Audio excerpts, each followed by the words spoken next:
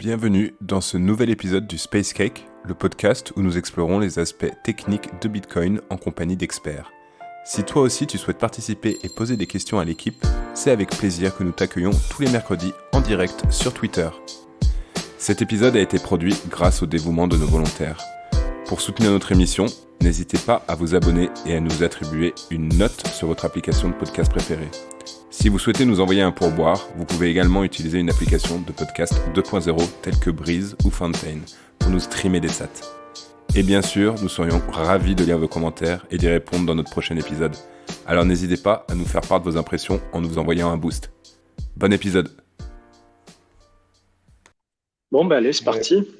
Eh bien, bonjour à tous et bienvenue dans ce 22e épisode du Space Cake, dans lequel on va parler un petit peu de mining, de Stratum V2. Alors, pour commencer, on va faire un petit point historique déjà, pour voir un petit peu ce qu'est Stratum. Alors, si on revient au commencement, au départ, Bitcoin, lorsque Satoshi envoie Bitcoin, si vous téléchargiez Bitcoin à cette époque, c'était à la fois ce que l'on appelle aujourd'hui un mineur, à la fois ce que l'on appelle aujourd'hui un nœud et évidemment un wallet. Voilà, c'était tout dans le même logiciel. Donc, c'était le but, c'était d'utiliser le CPU de l'ordinateur pour prendre part au processus de minage. Ensuite, par la suite, il y a commencé à avoir un développement, notamment au niveau des GPU pour le mining, puisqu'il y en a qui se sont rendus compte que les GPU, c'était plus performant pour faire du mining. Et on a commencé à miner également sur des machines séparées et on a voulu commencer à se regrouper également pour mettre en commun la puissance de calcul. Alors, c'est là qu'intervient justement ce dont on parlait tout à l'heure, Getwork, qui est l'ancêtre de Stratum, un protocole de communication qui avait été utilisé au début des années 2010, justement pour faire la communication entre les mineurs et le serveur de pool de minage. Et par la suite est arrivé Stratum, qui est une amélioration de Getwork, qui utilise moins de bandes passantes notamment. Qu'est-ce que j'avais noté, Stratum?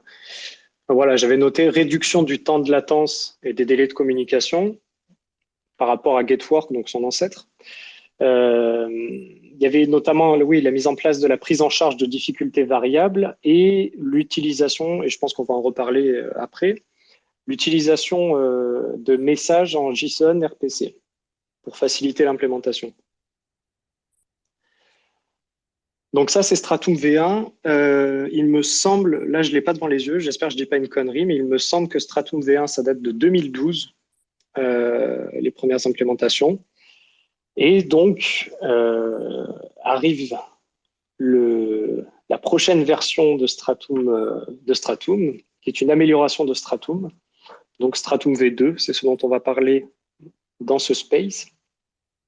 Alors, peut-être que je n'ai pas assez insisté dessus. Du coup, Stratum, qu'est-ce que c'est? C'est un protocole de communication. Et vous me coupez si je dis une bêtise. Hein. C'est un protocole de communication qui permet de faire le lien entre les mineurs, c'est-à-dire les ordinateurs physiquement qui minent sur Bitcoin, les ASIC et les personnes qui possèdent ces ASIC, et le serveur d'une pool de minage. Voilà. Alors, je ne sais pas si on rappelle rapidement ce qu'est une pool de minage, peut-être. Oui, carrément. Alors, une pool de minage, c'est un regroupement de plusieurs mineurs individuels qui vont mettre leur puissance de calcul en commun pour augmenter leur chance de miner des blocs sur Bitcoin, puisque la difficulté de minage est très haute aujourd'hui sur Bitcoin. Donc, si on se ramène avec notre petit ordi tout seul, ou même notre ASIC tout seul, on a très peu de chances de trouver un bloc par nous-mêmes, puisque la puissance de calcul déployée est trop grande.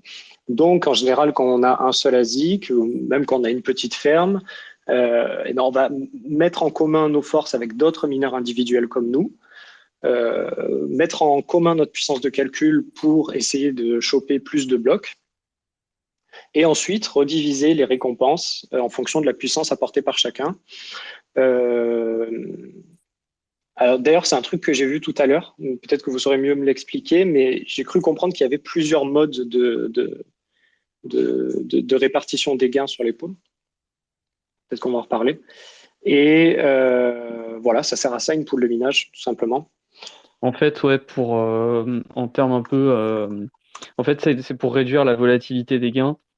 Donc, Hmm. tu l'as dit, on a très peu de chances, effectivement, de trouver un bloc, même en ayant une bonne machine, parce qu'il y a tellement de mineurs, et il y a tellement peu de blocs, que, en fait, oui, effectivement, il y a très très peu de chances que, un mineur mine dans sa vie un bloc, alors que pourtant il a beaucoup miné, et que sa contribution a bien servi à miner des blocs, alors que pourtant il en a miné aucun avec ses machines. Donc, parce qu'actuellement, il y a un peu moins de 800 000 blocs qui ont été minés, et je pense qu'il y a beaucoup plus que 800 000 machines qui ont été produites.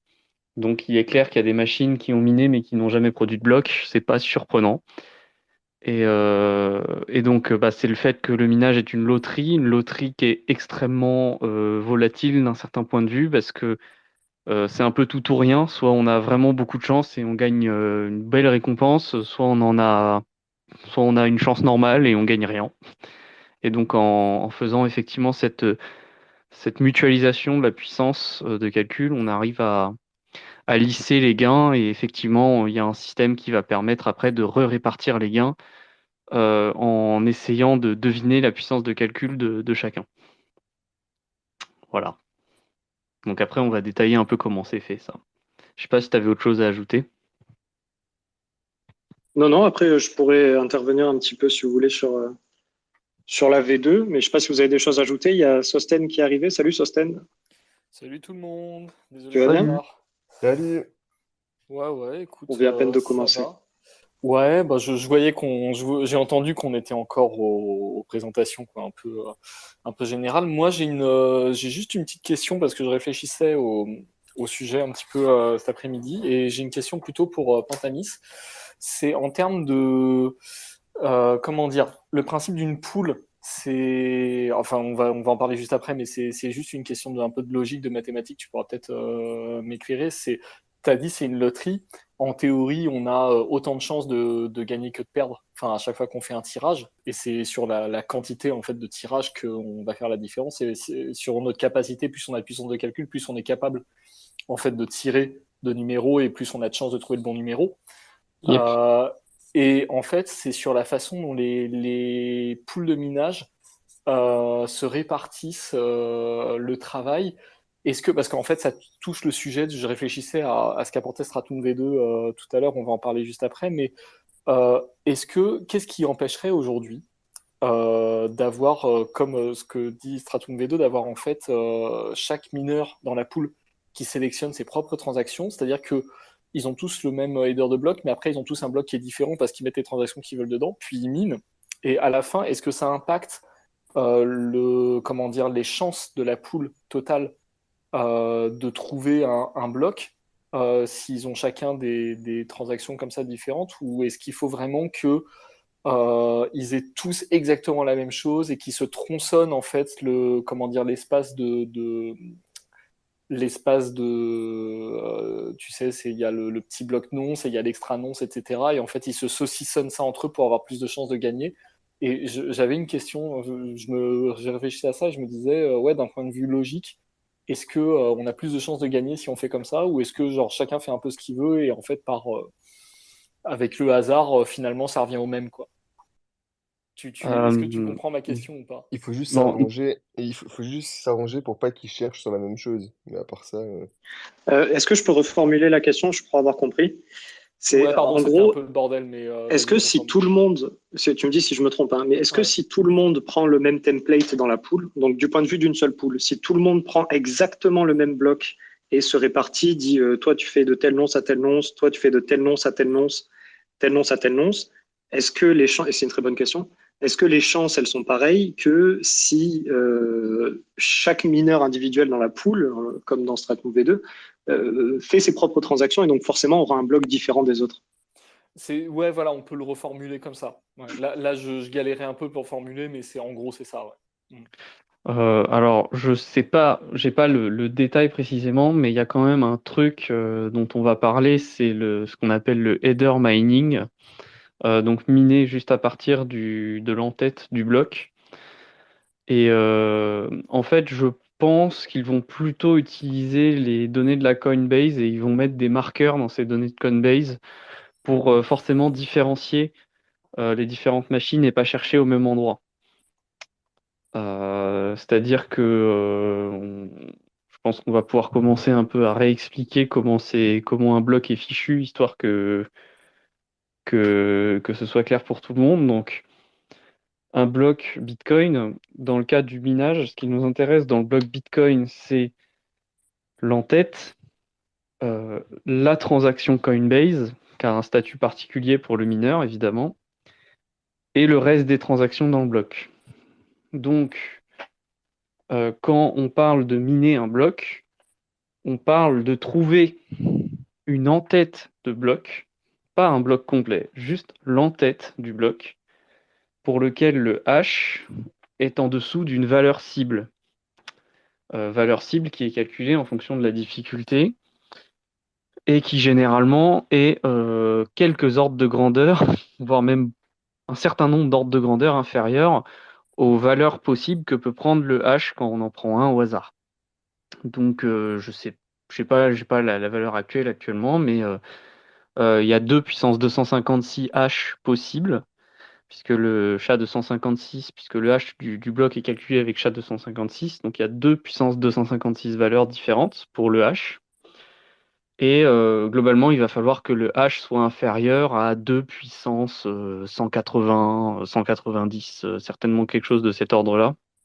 J'ai pas l'ordre de grandeur exact.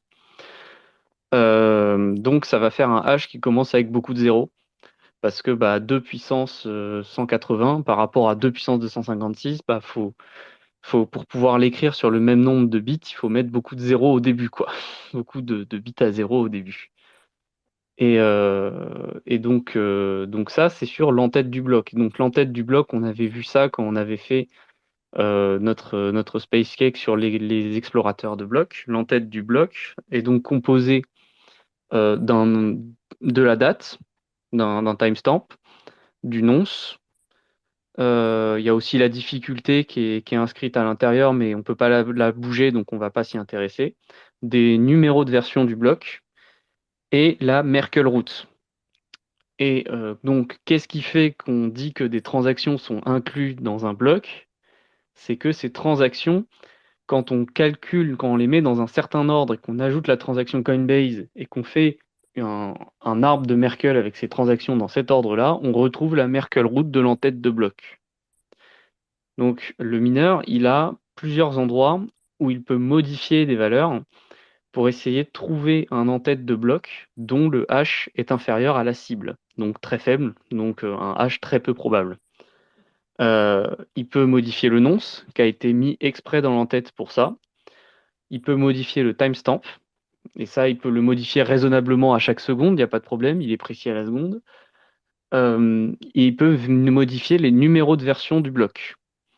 Les versions du bloc, faut quand même faire attention parce que dans certains cas, les versions de bloc servent à signaler qu'on est au courant d'une soft fork qui va s'activer prochainement. Donc, par exemple, dans le cas de Taproot, le 4e bit des numéros de version du bloc, s'il était à 1, ça voulait dire que le mineur savait que la soft fork Taproot était en cours d'activation potentielle. Donc il faut faire attention quand on mine sur les numéros de version, mais pareil, les mineurs ont des programmes pour gérer ça, mais ils minent de temps en temps sur les versions de bloc. Donc si vous avez déjà regardé les, les, les journaux système de Bitcoin Core, vous avez pu voir des fois des numéros de version sur les blocs qui peuvent être un peu bizarres, un peu inhabituels, mais c'est parce que des fois certaines poules de minage laissent utiliser les numéros de version du bloc pour miner à leur mineur. Et enfin, le dernier endroit où ils peuvent miner et qui est beaucoup plus compliqué à exploiter, mais qui doit être exploité aussi, c'est la Merkle root. Donc, c'est-à-dire la racine de Merkle de toutes les transactions qui ont été incluses dans le bloc. Et donc, dans cette racine de Merkle, il y a donc, on peut modifier l'ordre des transactions pour modifier la racine de Merkle. On peut modifier les transactions qu'on inclut pour modifier la racine de Merkle. Et on peut modifier la transaction Coinbase, qui est la transaction de récompense, pour modifier, là encore, la racine de Merkle. Donc, dans la transaction Coinbase, elle est très particulière parce qu'elle n'a pas d'input. C'est la seule transaction qui est autorisée, c'est le seul type de transaction qui est autorisé à ne pas avoir d'input. Mais en fait, il y a quand même une sorte d'input virtuel qui est en gros la génération des pièces. Et cet input virtuel, comme toutes les inputs, a ce qu'on appelle un script SIG, un script de dépense. Sauf que c'est une Coinbase, donc il n'y a pas de condition de dépense. Et donc les mineurs peuvent écrire n'importe quoi dans la partie script de dépense de la transaction Coinbase, de l'input de la Coinbase. Et donc, ils vont notamment utiliser, et c'est Bitcoin, c'est même inclus dans Bitcoin Core, cette feature-là, ce qu'on appelle un extra nonce, c'est-à-dire un nonce supplémentaire pour leur permettre, là aussi, de miner, puisque le script SIG, en étant modifié, va modifier, comme on l'a vu dans les SpaceCake sur SegWit, les transactions legacy, les anciennes transactions. Le script SIG était compris dans l'identifiant de transaction. Et donc, en modifiant le script SIG, le mineur change l'identifiant de la Coinbase et donc il change la racine de Merkle. Et donc là, on commence à atteindre un point, le point que tu as dit, Sosten, c'est-à-dire, en fait, dans l'ancien modèle, les transactions, elles étaient déjà fixées pour permettre de vérifier facilement, que la pool puisse rapidement vérifier et ne pas avoir à revalider toutes les transactions que le mineur inclut dans son bloc. Parce qu'en fait, ce qui est un petit peu compliqué, c'est que pour montrer que le mineur, il doit démontrer qu'il est actuellement en train de miner de manière honnête. C'est-à-dire qu'il n'est pas en train de miner inutilement pour la pool. Il fait du minage utile. Et donc le mineur va soumettre plus de blocs qu'il n'en soumettrait au réseau Bitcoin. Et la pool va devoir vérifier que ces blocs sont valides pour la pool. Et donc notamment la pool de minage va vérifier que les blocs récompensent la pool, c'est-à-dire que les adresses de réception en sortie de la Coinbase sont des adresses de la pool et pas du mineur individuel. Et elle va aussi vérifier que toutes les transactions que le mineur a inclus sont valides. Et c'est là qu'il peut y avoir des soucis, c'est que si la pool doit vérifier à chaque fois les transactions des blocs qu'envoient les mineurs de la pool à la pool, alors que ce sont des blocs qui ne sont pas valides, ce sont des blocs qui sont uniquement là pour que la pool puisse mesurer la puissance de calcul de ses contributeurs, et bien, la pool ne va pas s'en sortir. Ça va être une dépense en CPU, en vérification, qui va être très coûteuse en matériel, en puissance de calcul, et donc ça ne l'arrange pas. Et donc c'est pour ça que par simplicité, dans les premiers protocoles de minage, et même encore aujourd'hui, en général, le full node de la pool de minage sélectionne tes transactions et les mineurs doivent miner sur ces transactions et uniquement ces transactions pour que la pool de minage puisse plus rapidement traiter les blocs invalides mais considérés comme valides pour la pool qui servent uniquement à mesurer que les mineurs sont bien en train de miner des blocs corrects. Je ne sais pas si ça répond à ta question, mais je pense que c'est ça l'état d'esprit qui mène à ce genre de choses. Ouais, ça répond en partie, on va dire, effectivement à ma question. Enfin, ça répond dans le sens où effectivement, c'est un peu ce que je pensais, c'est que la motivation pour avoir jusqu'à maintenant des protocoles de pool mining avec des sets de transactions qui étaient fixés par le coordinateur de la pool, c'est pas ou pas seulement en tout cas une problématique d'efficacité du mining pur et dur, c'est plus effectivement dans la vérification. Comment dire, dans la logique propre de la pool. Enfin, voilà, ce que tu as dit, c'est de vérifier que chacun contribue bien et que ils font pas semblant de miner, quoi. Et surtout qu'ils minent pas des transactions invalides, en fait. Parce que un mineur, le problème de la pool, en fait, c'est que la pool, elle reçoit beaucoup plus de blocs des mineurs de ses contributeurs que beaucoup plus de blocs qu'en 10 minutes. Donc on va expliquer ça, je pense, là maintenant. En fait, une pool de minage va avoir sa propre difficulté. En fait, pour pouvoir... aujourd'hui, on est capable de mesurer la puissance de calcul déployée sur le réseau, en tout cas en moyenne. Et comment on le fait? On a la difficulté. Donc on sait en moyenne combien de haches il faut calculer pour trouver un bloc en 10 minutes. Et puis on regarde en combien de temps on trouve les blocs.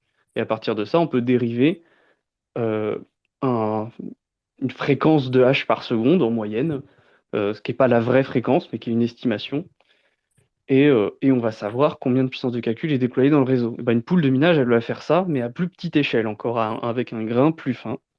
Donc ce qu'elle va demander à ses mineurs, c'est de miner des blocs, normalement, comme d'habitude, mais par contre, avec une difficulté bien inférieure. Et cette difficulté, elle va être par exemple d'un facteur 1000 ou d'un 100 ou 1000. Donc la poule de minage, elle va dire à ses mineurs, voilà, donc moi, je ne prends pas un bloc toutes les 10 minutes comme le reste du réseau Bitcoin, je prends un bloc toutes les 0,1 secondes en moyenne, par exemple. Et donc, pour ça, elle va dire, bah, moi, je prends les blocs qui ont une difficulté 1000 fois inférieure au réseau Bitcoin. Donc le hash de bloc que vous m'envoyez peut être plus élevé que ce que veut le réseau. Ça va pas nous faire gagner de l'argent à nous, la poule de minage, mais ça va permettre, en regardant tous les blocs qu'elle a reçus, ça va permettre à la poule de dire, bah, ce mineur-là, il mine à peu près 2 fois plus que cet autre mineur-là, etc., etc. Et donc elle va pouvoir comme ça calculer ce qu'on appelle un share, une part, c'est-à-dire la part de puissance de calcul de chaque contributeur de la poule. Et donc en fait, c'est exactement comme le réseau Bitcoin habituel, sauf que comme ça se fait avec une difficulté inférieure, la variance, elle est plus faible. C'est-à-dire que du coup, puisqu'il y a un bloc toutes les 0,1 secondes dans la poule qui est ajouté, du coup, on a plus de chances de trouver un bloc, donc on a plus de chances d'avoir des gains qui vont venir de la poule, parce que à quelques fois, la poule va trouver un bloc, un vrai bloc, et cette fois-ci, au lieu de juste le garder pour elle, elle va le publier sur le réseau. Mais comme l'adresse de réception est l'adresse de la poule, bien la poule va pouvoir récupérer l'argent et redistribuer l'argent en fonction des shares de chacun. Donc en fonction de la proportion de contribution de chaque personne qu'elle aura estimée en faisant miner ses contributeurs des blocs avec une difficulté inférieure. Et par chance, des fois, il y aura des blocs avec une difficulté suffisante. Et donc, on voit qu'en fait, la poule doit traiter beaucoup plus de blocs par seconde qu'un nœud Bitcoin classique. Le principe justement d'avoir 10 minutes entre chaque bloc en moyenne, c'est pour que les nœuds Bitcoin et tout le réseau aient le temps de le traiter. Parce que du coup, le réseau, il a une bande passante limitée, il a un temps de traitement de chaque bloc limité, alors qu'une poule de minage, elle, va pouvoir mettre beaucoup de moyens pour traiter beaucoup plus de blocs par seconde, pour pouvoir faire une meilleure estimation, plus fine, que le réseau Bitcoin pour estimer chaque contribution au minage. Voilà, donc il y a un système de double difficulté. Et donc, plus une poule a des moyens financiers, plus elle a investi dans son infrastructure, plus une poule peut mettre une difficulté basse pour l'estimation des contributions de chacun. Parce que du coup, on se retrouve avec un problème assez naturel, c'est que par exemple, une poule, elle peut avoir une infrastructure qui lui permet de supporter 1000 fois plus de blocs par seconde que le réseau Bitcoin habituel, par exemple. Mais dans ce cas-là, si elle peut faire ça, si elle a des très très gros mineurs chez elle, les petits mineurs, ils vont pas aller dans cette poule parce qu'ils ont une puissance de calcul tellement faible par rapport aux gros mineurs de la poule que même si on divise par 1000 la puissance de calcul des gros mineurs, eux, ils restent quand même trop petits et donc il y a trop peu de chances que la poule puisse mesurer qu'ils ont de la puissance de calcul. Donc pour une poule et pour être attractive, une poule, elle a tout intérêt à avoir une bonne infrastructure pour pouvoir avoir des petits mineurs à côté des gros aussi. Et donc, voilà, pour pouvoir baisser encore plus sa difficulté pour que plus de gens puissent venir dans sa poule. Et puis après, il y a un système de frais, évidemment. Les poules ont différentes manières de mettre des frais sur leurs contributeurs qu'elles vont tirer du minage. Et puis là, après, on a parlé de justement de la recherche dans l'espace aléatoire. Certaines poules vont par exemple dire à leurs mineurs, toi, dans ta Coinbase, il faut que tu mettes ton pseudo pour que je puisse te détecter. Et donc, en mettant ça dans la Coinbase, en mettant une charge chiffrée, ou un truc, en tout cas, qui identifie le mineur, ben, comme ça, elle va pouvoir vérifier plus facilement qui a contribué à faire ce bloc.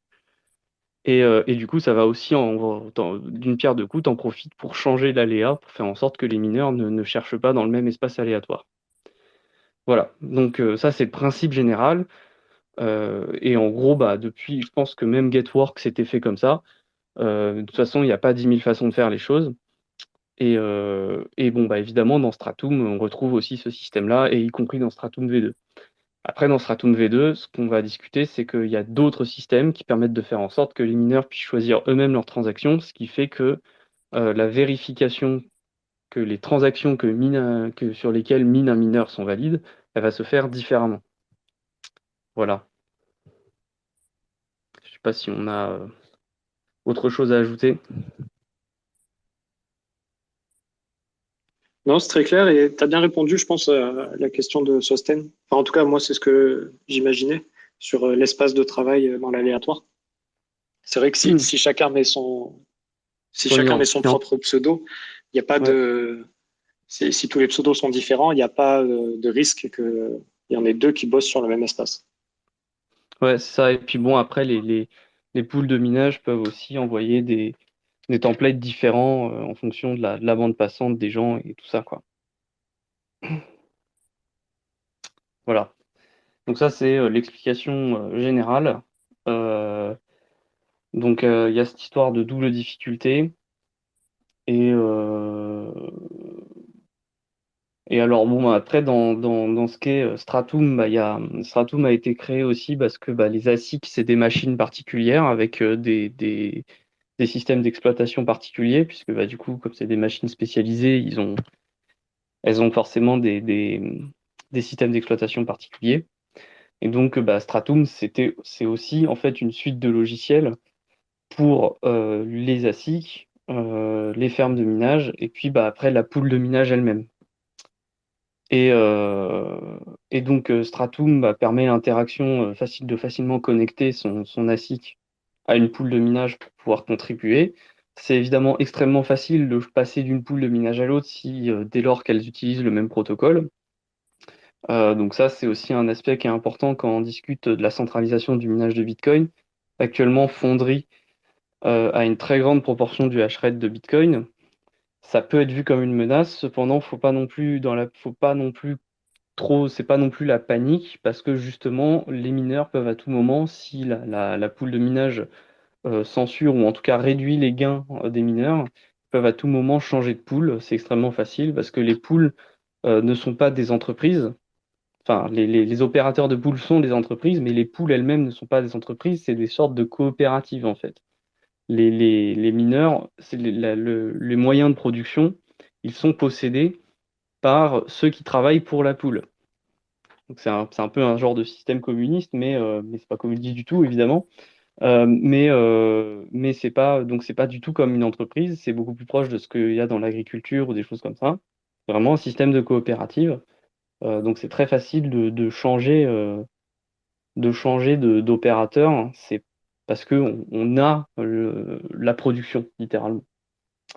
Donc après, pour le mineur, c'est important que la connexion entre ces machines et la pool soit assez importante. Et donc ça, c'est un des défauts de Stratum V1 et que Stratum V2 cherche à rectifier, c'est que euh, comme tout se passait au niveau de la pool, de l'opérateur de pool, et bien des fois, ça pouvait être un petit peu compliqué de faire passer les instructions de la pool à la ferme et de la ferme aux machines. Puisque la pool, quelque part, Stratum a été pensé pour des gens, enfin, pensé pour du minage avec un ASIC. Donc, tu as un ASIC, tu le connectes à Internet, il mine et il se connecte à la pool. Alors qu'une ferme de minage, bon, bah, il y a plein d'ASIC et potentiellement des systèmes d'information intermédiaires pour pouvoir justement avoir une meilleure connexion Internet, avoir une meilleure bande passante, parce que c'est important qu'on puisse rapidement recevoir les nouvelles transactions de la pool. Un exemple Un exemple de pourquoi il faut que la pool traite les choses le plus rapidement possible et que la connexion se fasse le plus vite possible avec les mineurs. Vous avez peut-être déjà observé, il y en a eu un récemment, là je crois qu'il y en a eu un dans l'heure précédente, il y a eu un bloc vide alors que la même pool est pleine. Donc ça, vous avez peut-être déjà observé ce genre de choses. Je regarde, il y en avait un tout à fait récemment. 782, 192. Donc c'était il y a combien de temps ça? Oh, il y a 10 blocs, même pas. 1, 2, 3, 4. Ouais, il y a 7 blocs. Moi, Ouais, c'est ça. j'allais dire il y a 1 heure, mais oui, c'est vrai qu'on peut compter en bloc, Ouais, c'est ça, il y a un Ouais, peu, c'est ça. il y a entre 1 et 2 heures, là, il y a 1 ou 2 heures, il y a eu un bloc vide qui a été miné. Et ce bloc vide, en fait, a été miné très très rapidement après le bloc qui le précède. Et il a été miné par une poule différente du bloc qui le précède. Donc ça, c'est un problème qui vient du fait que quand un bloc est miné, les autres poules de minage vont recevoir le bloc et vont devoir vérifier que le bloc est valide. Donc pendant une période, les poules de minage étaient ultra connectées entre elles. Il y avait un truc qui s'appelait Fibre, le Fibre Network, qui permettait aux poules d'être extrêmement connectées entre elles pour que le bloc soit le plus rapidement possible validé par les poules de minage et que les mineurs puissent le plus rapidement possible miner sur ce nouveau bloc. Bon, je ne sais pas si ce réseau existe encore, mais je sais que c'était à la mode d'en parler dans les années 2018, 2019, mais aujourd'hui on n'en parle plus beaucoup. Mais en fait, ce qui peut se passer, c'est qu'une poule de minage reçoit un bloc et elle doit valider les transactions à l'intérieur. Et elle doit vérifier quelles sont les transactions à l'intérieur. Et le problème, c'est que pendant ce temps de validation, il faut que les contributeurs continuent de miner. Et donc, ce qu'elle va dire aux autres, aux mineurs, à ses membres, c'est écoutez, là, on a reçu un bloc qui a l'air valide, mais on ne sait pas exactement quelle transaction il y a dedans. Donc, je vous envoie son hash et vous pouvez essayer de miner un bloc vide par-dessus en attendant que je vérifie les transactions qu'il y a dedans et que je vous envoie de nouvelles transactions pour faire des blocs qui ne sont pas vides. Et donc, pendant un laps de temps de quelque chose de l'ordre de 30, potentiellement 30 secondes, les mineurs minent des blocs vides. Et des fois, ils arrivent à faire un bloc vide valide. Et du coup, ça crée des blocs vides comme ça. Et donc, un point d'amélioration de Stratum V2, c'est que puisque les mineurs sélectionnent eux-mêmes les transactions, ils vont potentiellement avoir déjà validé, déjà observé les transactions qui sont dans ce bloc. Ils vont pouvoir potentiellement les valider plus vite de leur côté. Ils vont pouvoir aussi piocher des transactions dans la même pool qui sont à des niveaux de frais inférieurs, donc pour lesquels il y a très peu de chances qu'elles soient incluses dans le bloc qui vient d'être miné. Et comme ça, ils vont pouvoir essayer d'enchaîner des blocs remplis plutôt que d'enchaîner des blocs vides quand c'est des pools différentes qui les minent. Je vois qu'il y a Archie qui a une question, vas-y.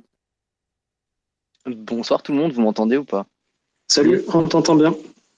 Ok, super, parfait. En fait, de base, ma question c'était exactement sur ce bloc vide. Donc, déjà, Ouais. merci beaucoup, c'est parfait.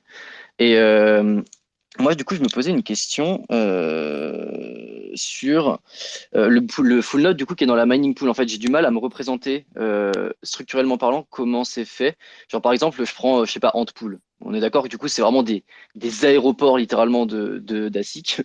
Et parmi tout ça, enfin dessus, il y a un full node qui du coup observe tout ce que le réseau donc de miners de la pool est en train de faire en réduisant la difficulté pour pouvoir, comme tu as dit tout à l'heure, savoir qui fournit plus de shares qu'un autre. Et je me trompe pas jusque-là? Alors, il y a une petite subtilité qu'il faut peut-être que j'éclaire tout de suite. Oui. Euh, il ne faut pas confondre une ferme de minage avec la pool. Antpool, c'est un Ok. opérateur de pool, donc c'est juste un serveur en fait. Un Ok. serveur normal, tout ce qu'il y a de plus classique. Par contre, les fermes de minage, ça par contre, c'est effectivement des grosses structures et elles peuvent être n'importe où dans le monde et pourtant minées pour Antpool. En fait, elles sont connectées à distance avec Antpool. Elles reçoivent les templates de blocs à miner avec Antpool régulièrement. et, Antpool va, avec cette histoire de difficulté, estimer les shares de cette pool, de chaque ferme, pardon. Ok. Voilà. Et du coup, c'est vraiment un full node qui gère ça. Donc, après, j'imagine, j'avais une question que tu avais notée aussi à côté. Attendez, je relis juste, parce que j'ai pris pas mal de petites Donc, notes. ce que tu dis, c'est que oui, effectivement, il y a qu'un seul, enfin, le full node qui compte, c'est le full node sur le serveur de Antpool qui va Ok. distribuer, en fait, après, avec des templates, ce qu'on appelle des templates, il va distribuer des blocs à miner. Donc, soit C'est un- vide quand ils reçoivent un autre bloc pour que les autres continuent, enfin, commencent tout de suite à Et miner, sinon, effectivement, ils sinon vont des faire. plans. En fait, je ne sais pas exactement s'il y a un message différent d'un point de vue protocolaire, mais effectivement, ils vont juste envoyer un message avec le hash du bloc qui vient d'être trouvé par une autre pool et sans plus. Et du coup, les mineurs vont juste pouvoir mettre le hash du bloc précédent dans l'entête, parce que j'ai oublié de préciser que dans l'entête, il y a le hash du bloc précédent, et commencer à miner sur un en-tête avec une Merkle root Juste la Coinbase. qui contient juste la Coinbase. Ouais. Ok. Ok, ok. Et du coup, ouais, ma question c'était, est-ce que du coup, ce fameux node-là, bon, il n'a pas de raison rationnelle de le faire, mais est-ce qu'il peut du coup envoyer des mauvaises informations, typiquement? Alors, bah, si il envoie des templates de blocs avec des transactions invalides, je pense Voilà, qu'il va ok. avoir des problèmes. C'est C'est ça, ok. Enfin, du coup, typiquement, c'est ce qui se passerait après, c'est que ben, si du coup les miners voient ça, ils vont juste aller dans une autre pool en fait. Donc il a aucun intérêt exactement. rationnel à le faire. C'est pas ok, ça marche. Ouais. Vraiment, Et il un peut autre pas. petit truc, vas-y, Ouais. pardon. Non, non, vas-y, Je disais vas-y. bah, ça changeait de sujet un peu, mais du coup, vite fait, enfin, du coup, Stratum V2, ça veut dire que ça pourrait être une pool qui va du coup prendre en charge toutes les transactions qui sont, enfin, un petit peu donc avec moins de taux de frais. Donc ça pourrait clear la même pool un petit peu de toutes les microtransactions un peu Stratum du coup. Alors, pas plus efficacement qu'avant. En fait, c'est juste que ça réduira les blocs vides. Je sais plus comment on appelle ça, les blocs vides qui se produisent pour des raisons de temps de validation. Mais potentiellement, ça permettra de réduire. Et en fait, l'idée, c'est que dans Stratum V2, il y a une configuration du protocole qui permet au mineur de choisir lui-même les transactions qu'il va inclure dans le bloc, tout en restant efficace en termes de minage avec la pool. Parce que j'avais dit précédemment qu'en général, on ne choisissait pas pour des raisons d'efficacité, mais là, Stratum V2 fait des choses, ajoute un composant qui permet de faire ça un peu mieux, en gros. En gros, ça veut dire que enfin, tous les mineurs qui sont dans la pool ne recevront pas les blocs templates que leur envoie la pool. Exactement. C'est eux Il n'y qui aura vont pas de construire bloc leur template. propre bloc. Ok, C'est excellent. ça. Donc c'est très très bon pour la censure la propriété anti-censure du réseau, en fait, parce que du coup, c'est un mineur peut par exemple inclure des transactions à zéro frais que lui voudrait inclure, par exemple. Actuellement, il pourrait pas, il faut qu'il passe, c'est la pool qui décide des transactions, donc c'est la pool qui peut inclure ces transactions à zéro frais si elle veut les inclure. Bon, après, une transaction à zéro frais, c'est pas gratuit pour un mineur, c'est pas parce qu'elle est à zéro frais sur la blockchain qu'elle n'est pas payée d'une autre façon, évidemment. Euh, Mais- et ouais, j'ai juste une petite question là-dessus. On est d'accord que ça veut dire que par exemple, si je m'arrange avec un mineur qui mine dans une pool et que ce mineur, je lui donne une transaction avec zéro frais pour qu'il la mine et je lui paye comme tu as dit, c'est pas forcément gratuit pour le mineur, hein, c'est rémunéré d'une autre façon, c'est juste pas rémunéré en frais de transaction Bitcoin. Mais on est d'accord que la chance que cette transaction soit minée effectivement dans un bloc, il faut que ce soit le mineur avec lequel j'ai négocié ça dans la pool qui mine le bloc. ouais, Donc ça reste quand même des probabilités assez faibles finalement oui, que ce soit inclus dans un bloc. oui, Hmm. très faible. En Donc en Et plus, fait, il puis, faudrait que j'aille voir plusieurs mineurs de la pool. faut prendre en compte le fait que c'est pas parce que le mineur peut choisir ses transactions qu'il n'y a pas une sorte de négociation en fait avec la pool sur les transactions que tu peux mettre dans ton bloc. oui, et puis, il me semble qu'aussi, même avec Stratum V2, la pool peut imposer des règles sur certaines transactions. Alors, elle peut pas imposer des règles sur chaque transaction, mais elle peut rejeter des blocs qui contiennent des transactions qui lui plaisent pas, effectivement. Elle est obligée de rejeter tout le bloc, par contre. Mais C'est après, ça. c'est à double tranchant pour la pool, parce que Ah, quand elle fait clairement, ça, quand elle Ouais, fait ça, c'est clairement. pas du tout gratuit pour elle et ça entame la rentabilité de tout le monde en fait. Ouais, et puis en plus de ça, si les mineurs se rendent compte que la pool cherche à, entre guillemets, censurer, c'est des pertes de frais de transaction de leur côté potentiels. Et donc, du coup, bah, ils ont tout intérêt à aller dans une autre pool, même si elle a plus de frais de, de commission. Donc, voilà. Après, si dès le départ c'est clair, qu'elle le Ah dit, ouais, moi oui. j'accepte pas ça, moi je. Oui, oui, alors ça peut être, ça après, c'est des arguments, enfin, c'est un problème social et économique, là, ce que tu Hmm. décris après. Parce Mais que je veux dire, ce que je veux dire, c'est que ça va pas forcément empêcher la censure sur Bitcoin. non, Enfin, c'est pas ça c'est- qui. Ouais. enfin, y a pas, en fait, si la censure, de toute façon, est une notion aussi relative et qui est pas que technique, en fait. C'est assez difficile de dire techniquement ce que c'est que la censure, en fait, si tu y réfléchis. Par exemple, une soft fork, c'est de la censure, d'un point de vue du mineur.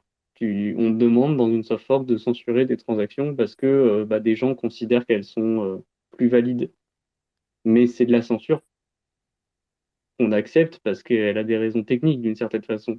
C'est juste que la barrière entre une soft fork, une mise à jour de protocole et de la censure dans le cas des soft forks, bah, c'est une zone de gris, quoi. C'est qu'une question sociale. Techniquement, c'est la même chose, tu vois.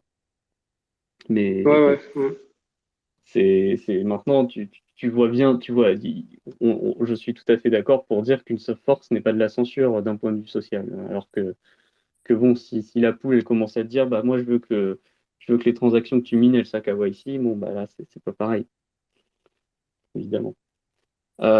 Mais ouais, donc je sais pas, après, là, pour parler en gros de ce qu'apporte Stratum V2, le gros changement de Stratum V2, c'est ce qu'on appelle le proxy.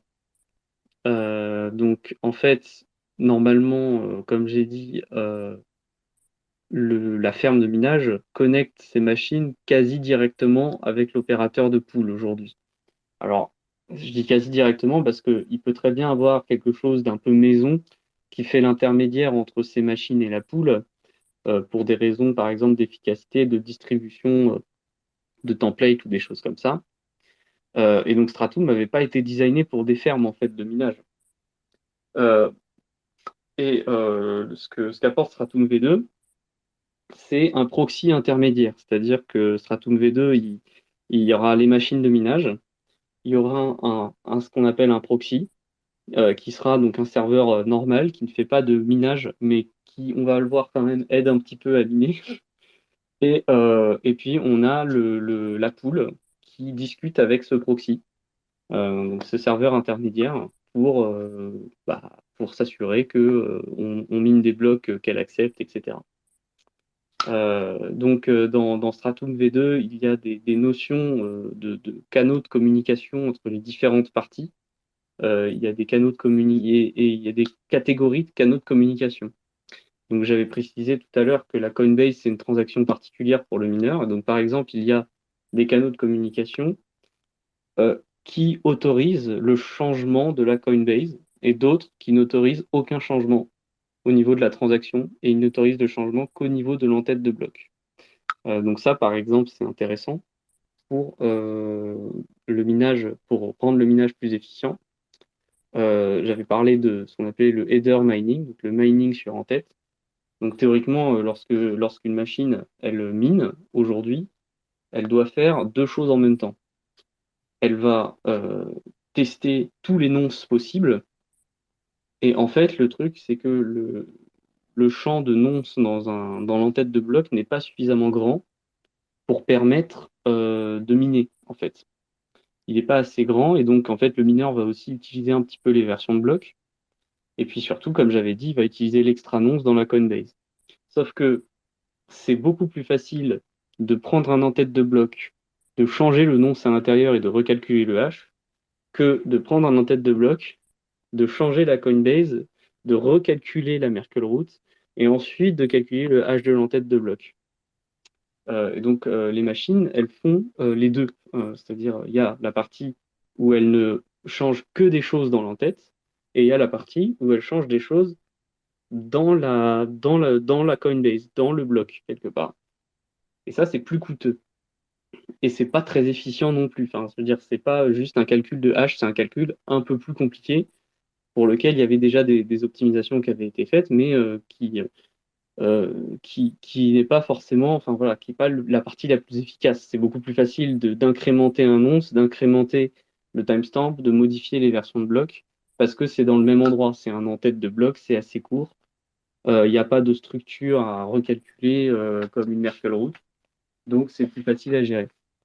Et Oui, ben, ouais, vas-y. ouais, excuse-moi. Parce que du coup, ça redemande de calculer tous les hash intermédiaires de la Merkle route, c'est ça? Ouais, De en faire les fait, concaténations, de hasher pour alors des milliers tu de n'es pas transactions. obligé de refaire toute la concaténation, Ah oui, que le euh, chemin. mais que le chemin, effectivement. Ok, C'est-à-dire que le chemin de la Coinbase. tu peux avoir sauvegardé effectivement les haches intermédiaires Hmm, qui se relient à la branche de la Coinbase, quelque part.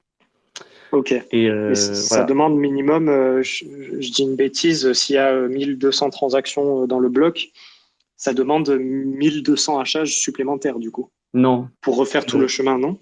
non, du coup, ça en demande plutôt une douzaine. Parce que du coup, tu vois, tu as à peu près 2000 Oui, transactions par ok. bloc. Et 2 puissance 11, ça fait 2048. Hmm, Célèbre ouais. jeu que l'on connaît tous. Euh, et donc, du coup, en fait, il y a besoin que de recalculer une dizaine de haches. Mais ça, par exemple, au niveau du serveur de pool, donc quand une pool vérifie le contenu d'un bloc, eh bien effectivement, elle recalcule tous les haches intermédiaires. Elle peut pas faire ce genre de choses. Donc dans Stratum V2, il y a aussi une petite partie d'optimisation du serveur de la pool de minage, où elle va pouvoir réutiliser les haches intermédiaires des branches. Et ça, c'est permis notamment parce qu'il y a une négociation avec le proxy Stratum V2 pour permettre justement de choisir les transactions que le mineur mine dans son bloc. Voilà, donc il y a plein de petites optimisations. Ce proxy, en fait, en regardant avec Lunes, on a vu que c'était vraiment le truc hein, qui permettait enfin, qui permettait la magie de Stratum V2. Parce que comme du coup, c'est pas une machine de minage, mais c'est une machine générique, eh bien, elle peut faire de la transcription.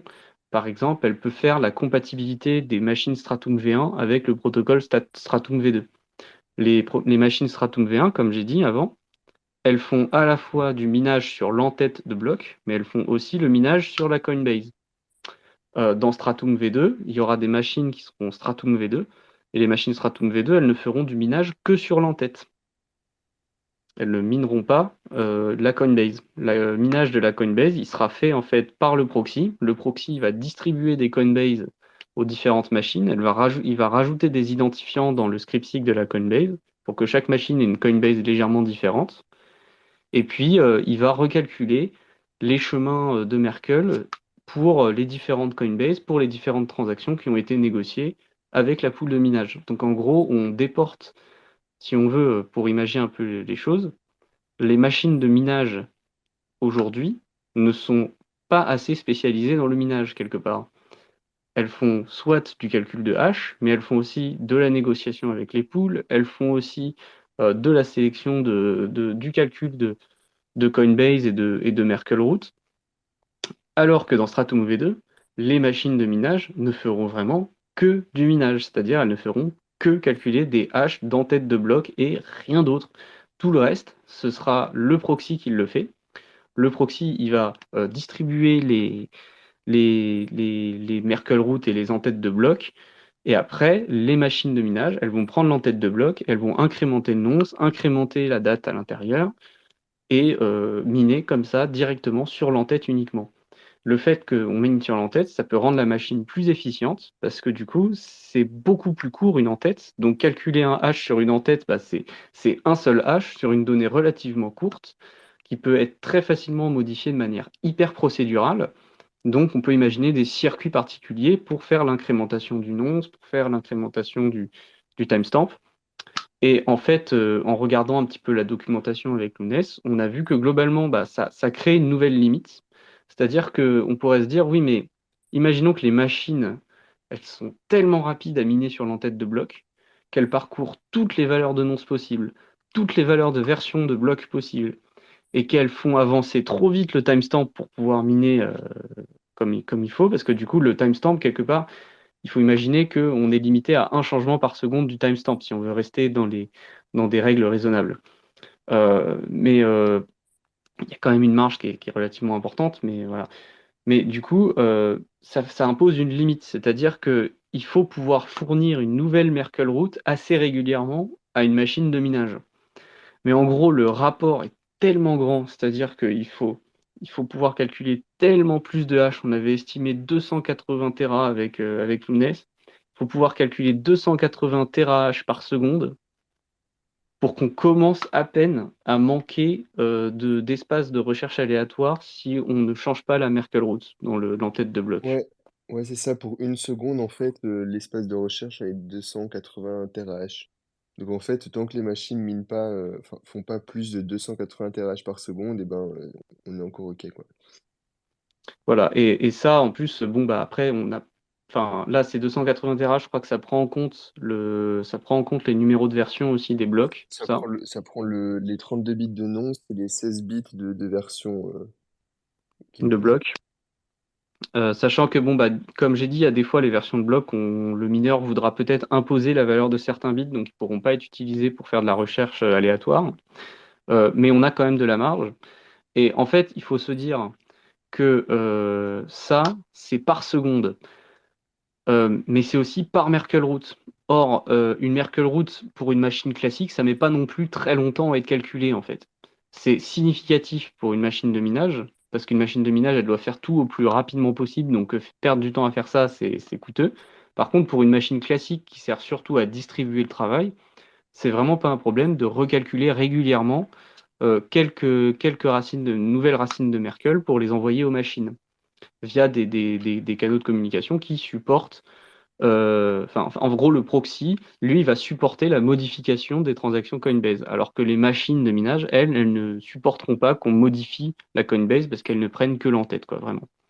Donc ça permet aussi, même aux mineurs, donc ça, c'est un point qui est important parce qu'on présente Stratum en général, nous, en tant qu'utilisateurs, on regarde Stratum en se disant, ah, ça va donner de la résistance à la censure et tout, mais pas que, en fait. Faut comprendre que les mineurs auront tout intérêt à adopter Stratum parce qu'ils vont pouvoir aussi gagner en puissance de calcul, en récompense de minage, parce que c'est plus efficient comme infrastructure. C'est aussi toute une infrastructure de pool qui sera déjà toute prête, tout préparée et bien foutue avec des protocoles bien accélérés. D'autres points qu'on n'a pas dit sur Stratum V2, c'est qu'aujourd'hui, Stratum, tout circule en clair. Il n'y a aucun chiffrement entre la pool et le mineur. Donc, la transaction, quelque part, le mineur, il pourrait très bien avoir un man in the middle ou en tout cas quelqu'un qui écoute les échanges entre le mineur et la pool. Et donc ça, bah, ça peut potentiellement être utilisé pour faire détourner le hash rate. Et ça a déjà été fait, hein, je crois. Donc ça, c'est une perte potentielle aussi pour le mineur. Et Stratum V2, lui, va chiffrer les communications. Donc là encore, les mineurs ont tout intérêt à utiliser Stratum V2 juste parce que bah, les communications elles seront chiffrées. Donc ils seront déjà plus sûrs qu'ils sont en train de discuter avec une pool et qu'il n'y a pas quelqu'un d'autre qui est en train de les écouter et qu'ils ne se feront pas voler leur hash rate d'une certaine façon via une attaque informatique sur les réseaux qu'ils utilisent pour communiquer. Et puis il y a une dernière chose, c'est que Loïc a dit que Getwork et Stratum utilisaient JSON RPC. Donc JSON, c'est un format oui, c'est un formatage d'informations, d'objets. Donc ça veut dire Java, JavaScript Object, je sais plus quoi, norme ou un truc comme ça. Et RPC, c'est Remote Protocol Control ou un truc comme ça, je sais plus trop quoi. Enfin bon, en gros, les RPC, c'est ce qu'on utilise pour communiquer avec son nœud Bitcoin et ça permet d'envoyer des commandes à distance. Et ben dans Stratum V2, ce sera du binaire spécifique. C'est-à-dire, vous voyez, une transaction Bitcoin, par exemple, les transactions Bitcoin, elles sont en binaire spécifique. C'est-à-dire la sérialisation, la manière d'organiser les données dans les transactions Bitcoin, elle est efficace au maximum. On ne peut pas compresser un bloc Bitcoin en termes d'information. Si vous faites un tar GZ sur un bloc Bitcoin, vous n'obtiendrez aucune compression parce que l'information, elle est compressée déjà au niveau maximal. Chaque bit sert à quelque chose. Et ben, Et dans rien, J... rien qu'en faisant ça, on baisse de 70 à 80% la bande passante utilisée. Voilà, parce qu'en fait, on perd énormément de temps à envoyer des bits de JSON qui servent juste à mettre en forme l'objet. Et là, enfin, c'est vraiment pas optimal. C'est-à-dire que là, on est sur une utilisation très très spécifique des choses. On a besoin de performance, donc il faut adopter un format spécifique, binaire directement, pour que ce soit le plus court possible. Et tout ça, ça fait gagner énormément de bande passante. Au point que le chiffrement qui réduit légèrement la bande passante, parce que il faut pouvoir chiffrer les communications, s'envoyer les clés privées quelque part, s'envoyer les clés Qui publiques pour augmente pouvoir la faire la. bande passante. Pardon? Le chiffrement, ça augmente la bande passante. C'est-à-dire réduit. Euh, Non, on avait vu que le chiffrement en lui-même, il réduit la bande passante, mais les gains sur la sérialisation sont tels que, en fait, même avec le chiffrement, ça reste beaucoup plus intéressant en termes de bande passante. Il me semble qu'on Oui, avait vu mais ça. c'est quand tu chiffres le message est plus gros, donc du coup, ça augmente la bande passante utilisée. Mais du Oui, coup, en voilà, c'est fait, ça. Mm. comme tu sérialises en binaire, et ben, en fait, Mm. tu fais moins 80% plus Plus 100% et 50, ouais, moins ouais, c'est 50% ça. en total, quoi. C'est ça. Donc au Donc, en gros, final, on diminue de 50%, mais c'est voilà, c'est chiffré. ça, quand c'est chiffré. Ouais, Ouais, alors Loïc. juste, j'ai regardé par rapport à plusieurs choses que tu as dit. Euh, pour le Getwork, ouais, c'était pas du JSON RPC hein, sur D'accord. Getwork. Ça, c'était une amélioration justement de Stratum V1. Sur Getwork, j'ai vérifié, c'était juste des requêtes HTTP. Ouais, c'est encore pire. Ouais. Et faut pas rigoler. Oh non, mais si, Euh, là, c'est vraiment terrible quand même. Mais bon, bref, c'est pas grave, c'était l'époque. mais ceux qui l'ont utilisé sont sûrement bien plus riches que nous. C'est ça, on Euh, va rien dire. et qu'est-ce que je voulais dire d'autre? Mince, j'ai oublié. Oui, tout à l'heure, tu as parlé de Man in the Middle. Alors, Ouais. j'avais vu qu'en français, ça s'appelait attaque par rejeu. C'est vers Ah non, c'est R, l'homme autre du chose, ça. milieu, hein. Ah ouais? mais justement que ça empêchait ça, le chiffrement, j'ai vu. L'attaque parce que les attaques replay, c'est autre chose en général. C'est plutôt utilisé dans l'authentification ou des choses comme ça. Ok. Je sais pas. J'avais lu. J'aurais pas compris pour Non, non, attaque replay. en français, Man in the Middle, c'était l'attaque de l'homme du milieu. Oui, Si Ouais. on oui. traduit littéralement. Mais j'avais vu justement que le protocole de chiffrement et d'authentification utilisé sur Stratum V2 permettait euh, d'éviter les attaques par rejeu. Voilà, ce que j'avais lu. Alors, peut-être, oui. En fait, tu peux avoir des rejeux sur les handshakes, en fait. Mais enfin, c'est quand même un peu bizarre. Mais effectivement, c'est bien possible. C'est-à-dire qu'en fait, le mineur, quand il se connecte à sa pool, il doit certainement envoyer un mot de passe ou en tout cas une authentification pour pouvoir s'authentifier auprès de la pool. Sauf que cette authentification est envoyée en clair sur le réseau. Et donc, potentiellement, selon le type d'authentification qui est utilisé, une attaque possible est de renvoyer le même message que ce qu'a envoyé le mineur sans savoir ce qu'il y avait dedans pour se re-authentifier avec le même message parce qu'il est en clair. Ok, je comprends mieux. Ouais, c'est pas du tout ce Et dont tu parlais. c'est pour ça, par exemple, que quand tu es sur un site HTTP, il ne faut pas taper ton mot de passe dedans parce qu'il va être envoyé en clair sur le réseau. Donc ne tapez pas de mot de passe dans des sites HTTP, s'il vous plaît. Faites-le sur des sites en HTTPS. Même si c'est pas le bon site, c'est déjà mieux, on va dire. Bon, Et quand on bref. vous dit de vérifier le petit cadenas en haut. Voilà. Le HTTPS, c'est chiffré, au moins. Bon, voilà. Donc c'est dire à quel point c'est archaïque, hein. On partait sur des trucs archaïques avant, quoi. Donc il y a bien besoin d'une mise à jour.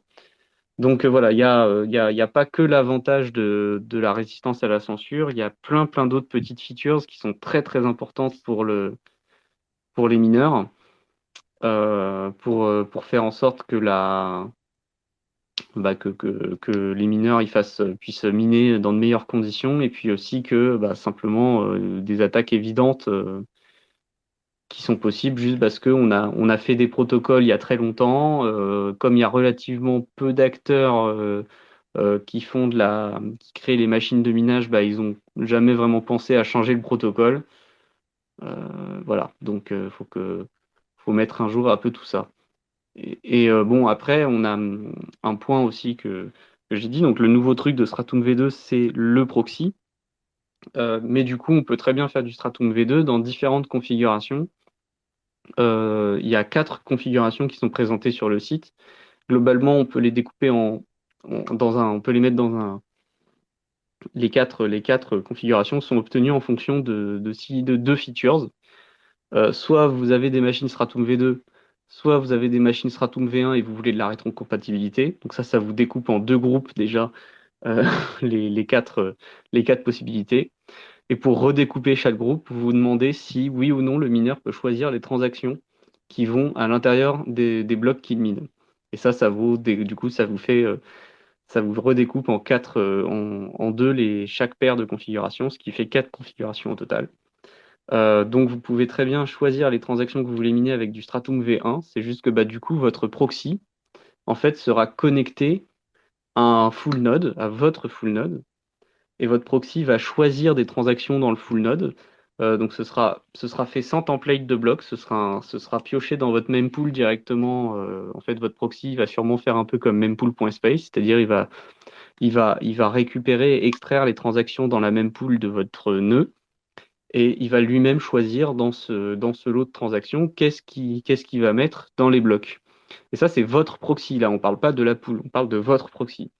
Et votre proxy, il est connecté avec une connexion très performante, parce que autant pour les machines de minage, il n'y a pas besoin, pour quand elles sont connectées au proxy, qu'il y ait une très très grosse connexion, parce qu'on s'envoie juste des en-têtes de blocs, et on s'en envoie relativement peu, parce que bah, en fait, on s'envoie un en-tête de bloc, et puis la machine de minage, elle teste toutes les possibilités de nonces et de versions de bits sur l'entête de bloc, et après seulement elle en redemande un nouveau. Donc il n'y a pas beaucoup de communication entre la machine et le proxy. Par contre, entre le proxy et la pool de minage, là, il y a beaucoup de communication. Donc, le fait d'avoir une structure comme ça en arborescence, en hiérarchie, ça permet de cibler les endroits où il faut mettre plus de bandes passantes dans les infrastructures. Et donc, du coup, le proxy, lui, va pouvoir être connecté à la pool de minage avec des connexions très, très haute performance, potentiellement. Et ce proxy, il va pouvoir discuter avec la pool de minage et négocier avec elle les jobs enfin les transactions qui seront incluses dans les blocs, qui seront acceptés par la pool. Donc voilà, la pool de minage a toujours un genre de droit de veto, un droit de dire bah moi je ne veux pas de cette transaction. Mais au moins on a un peu plus de liberté au sens où le protocole supporte que la pool de minage puisse dire bah, je vous laisse choisir, et puis vous vous contentez de choisir des transactions avec des frais pas dégueulasses quand même, et puis voilà quoi. Parce que je pense quand même que l'intérêt économique, ça reste quand même une priorité de la pool de minage aussi. Mais voilà, il y a une marge de négociation qui est implémentable, alors que dans Stratum V1, rien n'est implémentable. C'est la pool de minage qui décide et c'est tout, quoi. Voilà. Donc c'est aussi, voilà, c'est surtout un changement d'infrastructure. C'est une manière de faire les choses. En fait, Stratum V2, ce qu'il faut se dire, c'est que c'est un protocole de minage pour les fermes de minage, qui prend en compte le fait que aujourd'hui, on mine en ferme, principalement en ferme. Donc après, un solo mineur, il n'a pas du tout les mêmes problématiques. Il n'a pas besoin d'un proxy, il n'a pas besoin de tout ça parce que bah, il est tout seul, donc il n'y a pas besoin de s'amuser à distribuer le travail de manière très très intense. Son ordinateur peut se contenter de faire les petits calculs de temps en temps qu'il y a besoin de faire pour que la machine de minage elle puisse miner tranquillement. Par contre, une pool de minage, voilà, elle a besoin d'une infrastructure un peu mieux fichue, avec un bon proxy pour distribuer le travail proprement, comme il faut, et faciliter la coordination de toutes les machines ensemble. Donc c'est surtout ça qu'il faut retenir. C'est avant tout ça l'objectif de Stratum V2. Et après, effectivement, petit bonus, comme on a un proxy, on peut mettre un full node dessus et on peut lui faire choisir des transactions dans notre full node. Ça, c'est bien pour la résistance à la censure, mais c'est un petit bonus. Il faut comprendre que les mineurs, ils cherchent pas ça. Les mineurs, ils cherchent la rentabilité maximale, et c'est tout. Et après, si ça permet au réseau d'être résistant à la censure, bah, tant mieux. Mais ce qu'ils veulent, c'est avant tout rentabilité maximale. Donc, il n'y a que que la moitié des configurations de Stratum V2 qui apportent vraiment quelque chose en termes de résistance à la censure, quoi. En fait, le petit programme qui nous intéresse, nous, en tant qu'utilisateurs, qui vont utiliser les gens dans Stratum V2, c'est le Job Negotiator, le négociateur de job. Donc, en calcul haute performance, ce qu'on appelle un job, c'est une allocation de ressources. Quand vous demandez des heures de calcul sur AWS ou sur un grand calculateur de recherche, vous faites une soumission à ce qu'on appelle un ordonnanceur, et l'ordonnanceur, il va vous allouer des ressources pendant une période donnée, et cette allocation de ressources s'appelle un job. Et donc le job négociator, ça va être un programme qui fait un peu SERP, mais au niveau du minage, c'est-à-dire qu'il va négocier les transactions à miner, et donc il est directement connecté au nœud Bitcoin pour faire ça. Et ensuite, il est connecté à votre proxy pour négocier avec la pool les transactions qu'on peut inclure pour miner dans la ferme. Voilà. Je ne sais pas s'il y avait autre chose à ajouter. On avait fait des notes, Lounès. Est-ce que dans le Notion, tu Est-ce vois qu'on a, des... tout à l'heure, est-ce qu'on a parlé du fait de pouvoir enfin, commencer à les faire travailler sur des blocs futurs ou pas? Alors, j'en ai parlé vite fait, mais Vite fait, ouais. effectivement, on l'a pas dit directement. Je pense que c'est bien d'en parler un peu plus. Mais donc, du coup, le fait que vous ayez votre propre nœud potentiellement et le fait qu'il y ait une négociation des transactions, qu'il n'y ait pas à attendre que la pool vous envoie vos transactions à miner, fait que c'est plus facile de gérer le problème des blocs vides qui apparaissent de temps en temps, comme on a vu tout à l'heure, et donc de miner sur préparer des jobs futurs, comme dit Lounès, c'est-à-dire que le job négociator, donc le programme de négociation du bloc à miner, des transactions à inclure dans le bloc, il va pouvoir préparer aussi des transactions, une Merkle route et tout ça, mais avec des transactions qui sont plus profondes dans la même pool. Et il va juste lui manquer à ajouter dans l'entête le hash du bloc précédent. Et ça, c'est dans le cas où un bloc est trouvé. La pool de minage va envoyer juste le hash du bloc qui a été trouvé. Et plutôt que de miner un bloc vide, le mineur, le job négociateur, du coup, il va dire, bon, bah, on a le hash, on a un bloc de job futur, on ne sait pas exactement qu'est-ce qui est dans la transaction, qu'est-ce qui est dans le nouveau bloc valide potentiellement. Donc, du coup, on va pouvoir commencer à miner avec ces transactions-là, ça devrait passer. Et il peut déjà négocier ça avec la pool parce que bah, il a des capacités de calcul un peu plus importantes, donc il peut négocier des choses avec la pool un peu plus facilement. Et c'est comme ça que du coup, on va pouvoir limiter le nombre de blocs vides comme ça qui sont trouvés qui sont minés lorsque deux blocs sont minés à la suite par deux pools différentes. Donc voilà, c'est aussi inclus, c'est aussi dans la doc du protocole, donc de Stratum V2. Donc voilà, manifestement, il y a eu un peu de recherche aussi pour éviter ces blocs vides très frustrants quand on est utilisateur. Après, encore une fois, l'objectif, hein, c'est pas de rendre service au réseau, c'est juste d'être plus rentable aussi, hein. Et du coup, miner un bloc vide, ce qui est dommage quand il y a des transactions, c'est que bon, on gagne pas les frais de transaction dedans. Bon, bah, réduire les blocs vides, c'est bien pour gagner plus d'argent, quoi. C'est pas juste pour nous faire plaisir à nous, quoi. Surtout en Et ce oui, moment, parce que je crois qu'il y a les frais, ils sont montés un petit peu. J'ai regardé là aujourd'hui. actuellement, tu peux pas faire de transactions à moins de 5 Satoshi par byte, je crois, sur les nœuds par défaut. Parce que, en gros, les nœuds par défaut ne retiennent que 300 mégabytes de transactions dans leur même pool. Et quand on dit 300 mégabytes, pour le coup, c'est 300 mégabytes vrais mégabytes, c'est-à-dire il n'y a pas de discount pour le witness. Donc, comme là, il y a des gens qui balancent des inscriptions ordinals et qu'ils ont chargé, entre guillemets, tous les frais bas de la même pool avec des inscriptions ordinales, et bien du coup, effectivement, la même pool est très rapidement remplie, et là, elle est quasiment à 1 giga de transactions au total. Si on avait toutes les transactions, la même pool ferait 1 giga actuellement. Il faut que Donc, j'augmente. Loïc, tu n'as pas le giga, alors que pourtant tu as débloqué cette Ouais. possibilité sur ton node, mais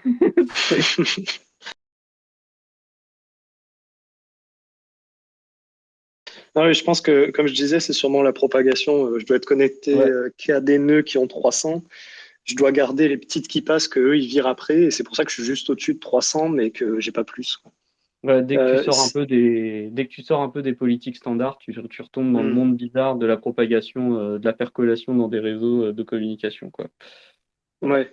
D'ailleurs, on en a parlé dans un Space Cake sur Sur Herlé. Full RBF, quand on avait parlé de Full RBF versus Oui, RBF signaling, j'avais parlé du fait que si on fait des transactions non remplaçables et qu'on cherche à les remplacer, eh bien, c'est assez difficile de savoir si la transaction s'est propagée jusqu'au nœud de pool de minage ou pas.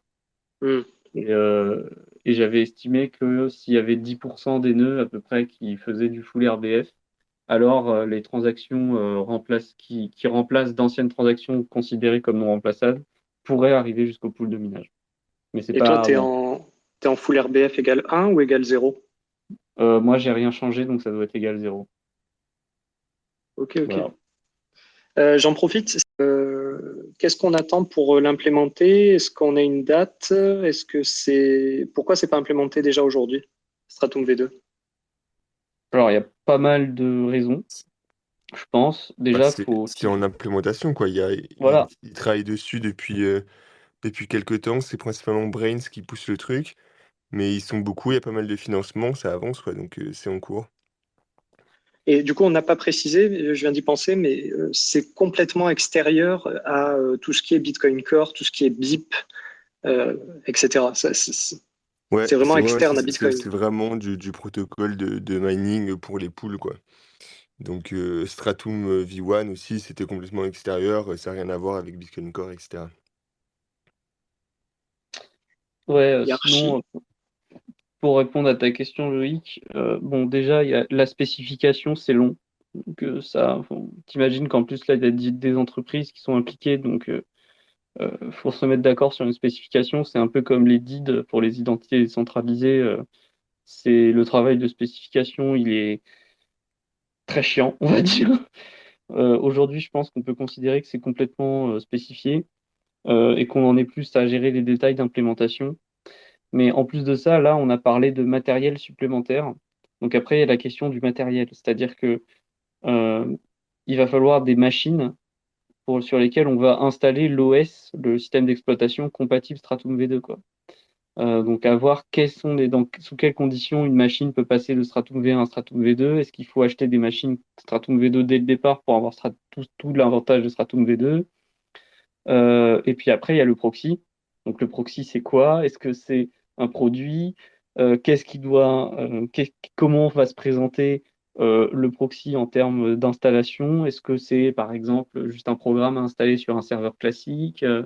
Est-ce que il faut qu'on trouve des serveurs qui sont matériellement adaptés aux conditions du minage, tu vois? Donc voilà, il y a ce genre de questions aussi qui se posent parce que bah, tu as besoin d'un nouveau matériel qui n'était pas présent avant dans les pools ou alors qui était présent mais d'une autre façon, chacun à sa sauce. Et puis bon, quand tu as fait un truc à ta sauce, t'aimes pas changer. Savoir que bon, changer les protocoles et les programmes quand on est un petit particulier, ça a l'air assez simple, mais je pense que quand tu es une entreprise, c'est vraiment compliqué, quoi. Donc, quand tu es une Il y a grosse quand même boîte. une incitation pour ces entreprises. Tu disais, Ah là, clairement, oui, ouais, clairement, il y a une incitation, donc ouais. elles regarderont, mais même s'il y a une incitation, ça prend toujours un peu de temps, quoi. Ça a toujours l'air très Hmm. lent. Euh, Parce que, Tu vois, par par exemple, exemple, si. Ouais, Stratum V2, par exemple, ça va être Slushpool certainement je crois que Slushpool le propose déjà dans, dans ses options de minage en tant qu'opérateur de pool, tu vois. Genre, en tant que pool de minage, Slushpool, c'est souvent celle qui est la plus innovante, puisque c'est celle qui est tenue par BrainOS aussi, je crois, c'est eux qui font Brain, je sais plus. Mais tu vois, par exemple, les autres pools de minage en ont pas du tout parlé. Et il y avait eu tout ce débat pendant la période Segwit avec tout ce qui est Antpool, etc., via BTC, qui utilisait Acid Boost ou des choses comme ça. Donc tu vois que c'est pas si simple de dire à une pool de changer son logiciel, quoi. Donc bon. C'est aussi pour ça qu'on est un peu casse-couille avec le signaling des mineurs pour les soft forks et tout, quoi, parce qu'on sait que c'est des boîtes qui mettent du temps à bouger, quoi. D'ailleurs, c'est eux aussi, c'est Slushpool qui avait introduit Stratum V1, il me semble, si je dis pas de bêtises. Je sais pas, mais en tout cas, ils contribuent beaucoup au protocole de minage. Hmm. Il y avait Sosten et Archie qui voulaient parler. Non, mais moi, c'était juste pour dire que ça m'étonne pas, en fait, que ça prenne du temps. Et je pense que je m'attends à ce que ça prenne encore pas mal de temps maintenant pour être vraiment implémenté. Parce que mais en gros, c'est ce que vous avez dit, c'est quand il y a une industrie, c'est pas propre à l'industrie du mining. Je pense qu'on a une solution qui est good enough. Enfin, je veux dire, c'est clairement Stratum V1, ça marche, même s'il y a plein de défauts, et que Stratum V2 améliore plein de choses. Et voilà, ça marche depuis longtemps, c'est éprouvé. Et je pense que ça prendra toujours un petit peu de temps pour que les acteurs se déplacent et acceptent de remettre en cause tout ce qu'ils ont mis en place aussi, parce qu'il y a eu des investissements qui ont été faits pour Stratum V1, et tant que ça fonctionne, bah, ils ont pas forcément les bonnes incentives. Voilà, c'était juste ça pour moi, c'est pas Ouais. étonnant en fait. Oui, le goût d'INAF, c'est un truc qu'on sous-estime beaucoup, je pense, quand on regarde ça d'un œil externe, mais euh, il y a énormément d'inventions qui n'ont pas pris, tout simplement parce qu'on avait déjà un truc suffisant, quoi. Genre, moi, j'avais un prof de maths en master qui avait créé le format JPEG 2000. Personne n'utilise le format JPEG 2000. Tout le monde utilise JPEG parce que c'est good enough. Et pourtant, il a essayé de, son format JPEG 2000, il est très très bien. Il permet de réduire la taille des images avec une qualité identique, mais tout le monde s'en fout. Donc bah là, c'est un peu pareil. Des fois aussi, à certains niveaux, euh, les, les, les mecs qui ont des fermes de minage, eux, ils sont pas là pour savoir si Bitcoin est décentralisé ou quoi. Ils sont juste là pour prendre de l'énergie, la cramer et avoir de l'argent. C'est tout. Et ils veulent juste être le plus efficace à ça. Que ce soit décentralisé ou que le minage soit centralisé, ils n'en ont pas grand-chose à foutre. Eux, ce qu'ils veulent, c'est que ça marche. Ils veulent l'argent à la fin. Et c'est tout. Donc les incentives de Stratum V2, ils sont réels, il y en a. Donc les pools de minage qui implémenteront Stratum V2 auront un léger avantage compétitif, ça c'est clair. Mais pour que cet avantage compétitif fasse que les autres pools de minage changent aussi, bah là ça va prendre du temps parce que tout simplement l'avantage compétitif il n'est pas monstrueux, quoi. Ça va pas non plus décupler la puissance des machines, quoi. Ça va l'augmenter un peu, mais ça va pas la décupler. Et puis aussi, il faut se rappeler des effets de réseau. C'est aussi que simplement, bah, actuellement, les machines, elles sont faites avec des systèmes d'exploitation qui fonctionnent avec Stratum V1. Et les gens qui achètent une machine, ils voient que c'est une machine en pool. Bon, bah, ils se connectent à la pool de minage par défaut sur leur machine en pool. C'est en pool. Et ils vont pas chercher forcément plus loin des fois. Ils vont juste regarder les frais de commission. Ça, à la limite, ils veulent bien regarder de chaque pool. Mais voilà, c'est tout, quoi. Donc, faut aussi se dire que des fois, c'est comme dit Sosten, du good enough. Si ça fonctionne et que ça fait de l'argent, euh, ça leur suffit. Ils n'ont pas forcément la connaissance pour savoir à quel point c'est plus rentable d'utiliser tel ou tel protocole, donc ils utilisent le truc par défaut. C'est un peu comme les gens qui utilisent Windows partout, hein, c'est exactement pareil. Ils utilisent Windows parce que c'est le système d'exploitation installé par défaut. Voilà, c'est compréhensible, c'est chiant de changer, faut s'informer sur les autres logiciels d'exploitation, tu sais même pas quels avantages ont les autres systèmes d'exploitation parce que t'as pas le niveau technique pour comprendre. Bon, bah, voilà, tu t'en fous, tu mets Windows, quoi, c'est good enough. Bah, là, c'est pareil. En plus, sur Windows, bah, tous les programmes, ils sont faits pour tourner sur Windows, quasiment aucun n'est fait pour tourner sur Linux, donc t'es moins emmerdé à prendre le truc par défaut. Bah, c'est comme ça. Stratum Et V2, puis, c'est pas en dessous. tu peux faire tourner le premier Bitcoin. Et tu peux faire tourner le premier Bitcoin en plus. Ça, c'est pas rien, ça. Ah oui. Voilà. Ah non, mais il faut Windows XP alors. Ouais, je crois que. Puis bon, faut retrouver aussi faut retrouver l'exécutable parce que je crois que c'est plus possible de refaire les premières versions. Là. Jameson Loop et il n'arrivait pas à retrouver les premières versions de Bitcoin. J'en avais vu un sur GitHub l'autre fois, mais j'ai pas osé. Bah, Jameson Loop, lui, il est remonté jusqu'à la 0.3, je crois. Ok. Mais voilà, normalement c'est 0.1 la première. Bref. Archie, Il y avait t'avais Archie une qui avait une question question. du coup, ouais. Après, ça revient vachement en arrière, donc peut-être que Non, c'est pas le vas-y, moment où vous vas-y. voulez peut-être. Ouais, ok, bah en gros, c'était par rapport à. C'était au niveau de quand quand vous purgez la même pool. T'as dit qu'en gros, toi, t'avais 300 mégas, alors que si tu pouvais, t'aurais plus. Enfin, tu pouvais, genre, ce fichier-là, en fait, dans ton nœud, tu peux modifier la taille qu'il fait. Enfin, comment ça se passe exactement? Et comment tu purges ça? Je veux dire, dans ce fichier-là, tu récoltes les textes que les pairs t'envoient. tu peux voir le taux de frais qu'il y a dessus, et si ça te plaît pas, tu enlèves ces lignes-là. Enfin, comment ça marche exactement? Non, c'est juste au niveau du Bitcoin Conf de ton nœud, tu peux, alors c'est max mempool size, si je dis pas de bêtises. Tu peux dire en mégas combien tu veux allouer à la taille de ta mempool sur ton nœud pour pas utiliser trop de RAM. Moi, je me suis rendu compte l'autre jour que le mien était à 1 giga, je ne sais même pas pourquoi. Du coup, je peux garder jusqu'à 1 giga de transaction. Et en fait, par défaut sur Core, c'est 300 mégas. Quand il y a plus de 300 mégas, ton nœud, il purge, c'est-à-dire qu'il supprime, il garde pas en mémoire les transactions avec des frais les plus bas, jusqu'à qu'il arrive à 300 mégas. Ah, d'accord, je pensais que tu pouvais toi-même set ce Tu seuil-là, peux, en fait, ou... tu Ok. peux. Tu peux. Alors, il y a deux choses. Il y a le minimum relais fee, parce que tout à l'heure, tu as dit tu peux refuser des transactions en dessous d'un certain taux de frais. Ça, c'est est-ce que ton nœud va relier des transactions en dessous d'un certain taux de frais. Et après, il y a la taille maximum que tu alloues sur ton nœud à la même pool, c'est-à-dire aux transactions qui sont en attente de minage. Et ça, oui, tu peux, dans le Bitcoin Conf, tu peux le modifier. C'est max mempool size, je crois, si je dis pas de bêtises. En fait, ouais, et c'est ça. Et puis en fait, le min relais fee, il va être modifié après en fonction si, en fait, quand on parle de purge, c'est parce que sur mempool.space, quand la mempool fait plus que 300 mégas, il va te dire que les transactions avec un frais inférieur à tel frais vont être purgées. Et c'est parce que les nœuds qui n'ont une mempool que de 300 mégas, ils vont conserver uniquement les 300 mégas de transactions qui payent le plus de frais. Donc les transactions avec des frais inférieurs vont naturellement être éjectées. Mais en plus de ça, les nœuds dont les mempools commencent à saturer comme ça vont dire à leur pair, ne me relayez pas les transactions avec des frais inférieurs à tant de fee rate parce que je m'en fous, quoi. Je les veux pas. De toute façon, je les mettrai pas dans ma mempool. Donc ne me les envoyez pas. Donc en fait, les transactions avec des frais plus bas que le frais de purge quand les mempools sont pleines, c'est comme les frais qui payent pas le min relais fee. Globalement, elles sont plus du tout relayées dans le réseau, quoi. Le réseau D'ailleurs, Du devient coup, étanche. quand tu modifies donc ce fee rate là dans ton point conf, personne ne t'envoie de transaction comme ça, donc typiquement tu n'en relais pas non plus, puisque tu n'en reçois pas. Ouais. Et ton nœud, il va pas te laisser faire une transaction aussi, broadcaster une transaction avec un frais comme ça. Mais le min relay fee, Ok. relativement peu de gens y touchent. Par contre, voilà, il y a le min relay fee de ta configuration et il y a le min relay fee que ton nœud va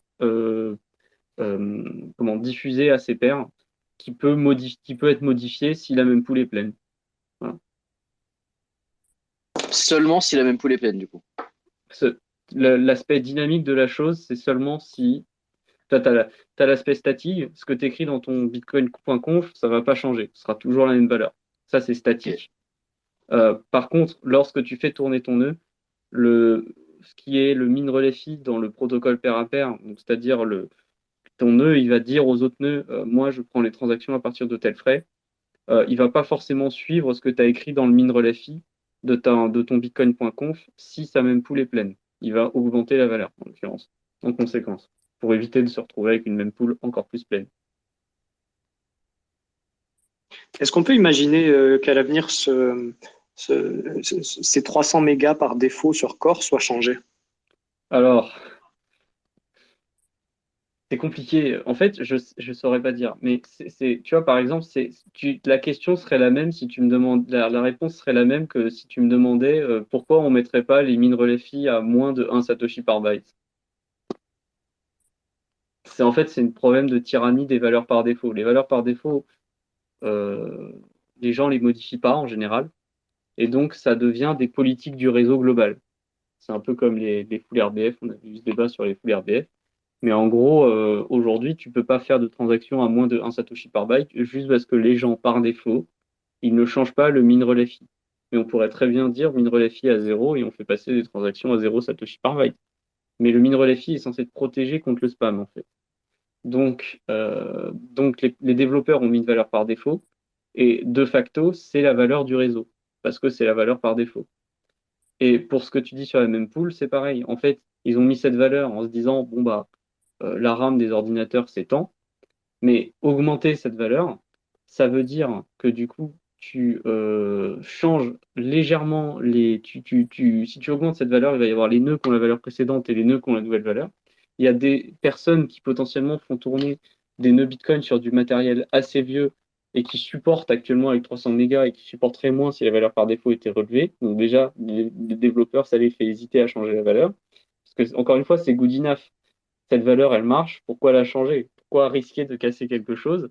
Parce que derrière, si les mêmes pools entre les différents nœuds Bitcoin sont très différentes, ça peut potentiellement avoir des implications sur la propagation des blocs et donc sur la sécurité du réseau. Donc c'est compliqué. Voilà. Si tous les nœuds si chacun applique sa petite politique de relais à sa petite sauce, du coup on se retrouve avec des mêmes pools potentiellement très différentes entre les différents nœuds Bitcoin. Et donc du coup, lorsqu'un bloc a été miné et commence à être diffusé dans le réseau, potentiellement un truc qu'on appelle les compact blocs marche un peu moins bien. Et du coup, bah, si ça marche un peu moins bien, ça met un peu plus de temps à être propagé. Et si un bloc met un peu plus de temps à être propagé, il y a plus de chances qu'il y ait un split, une réorg, enfin une pseudo-réorg, là, un stall block, un bloc orphelin comme on a eu la semaine dernière, là. Et donc, du coup, c'est problématique. Et du coup, enfin, on en avait parlé rapidement dans le groupe, mais quand on voit qu'il y a Mempool qui est à 800 mégas, mempool.space, le site, Ouais. comment ils ont eu accès à ces transactions en fait? S'il n'y a aucun nœud s'il y a tous les nœuds qui sont à 300 et qui purgent en dessous, comment est-ce qu'ils ont eu accès à ces transactions? En Ils fait, sont connectés. c'est pas qu'ils ont eu accès, de manière, ton nœud a eu accès à ces transactions. C'est juste qu'il les a, enfin, alors toi, par exemple, on sait pas trop. Mais nos nœuds à nous les ont oubliés. On a eu accès à ces transactions à un Satoshi par byte pendant un temps, mais on les a oubliés. Après, l'autre éventualité, ce qu'il faut aussi prendre en compte, c'est que le nœud mempool.space, il peut être utilisé pour broadcaster des transactions. Donc il y a des gens qui vont potentiellement broadcaster des transactions avec des frais trop faibles pour être diffusés dans le réseau. Mais comme c'est le nœud mempool.space et qu'ils ont une mempool illimitée, entre guillemets, parce qu'ils ont beaucoup plus de moyens en termes informatiques, en termes de serveurs, donc ils ont pas mis de valeur maximale. Et bah, du coup, leur transaction, ils vont avoir l'impression qu'elle est dans le réseau parce qu'elle apparaît dans mempool.space. Mais en fait, elle n'est pas dans le réseau. Elle est juste dans le nœud mempool.space. Il faut aussi penser à ça.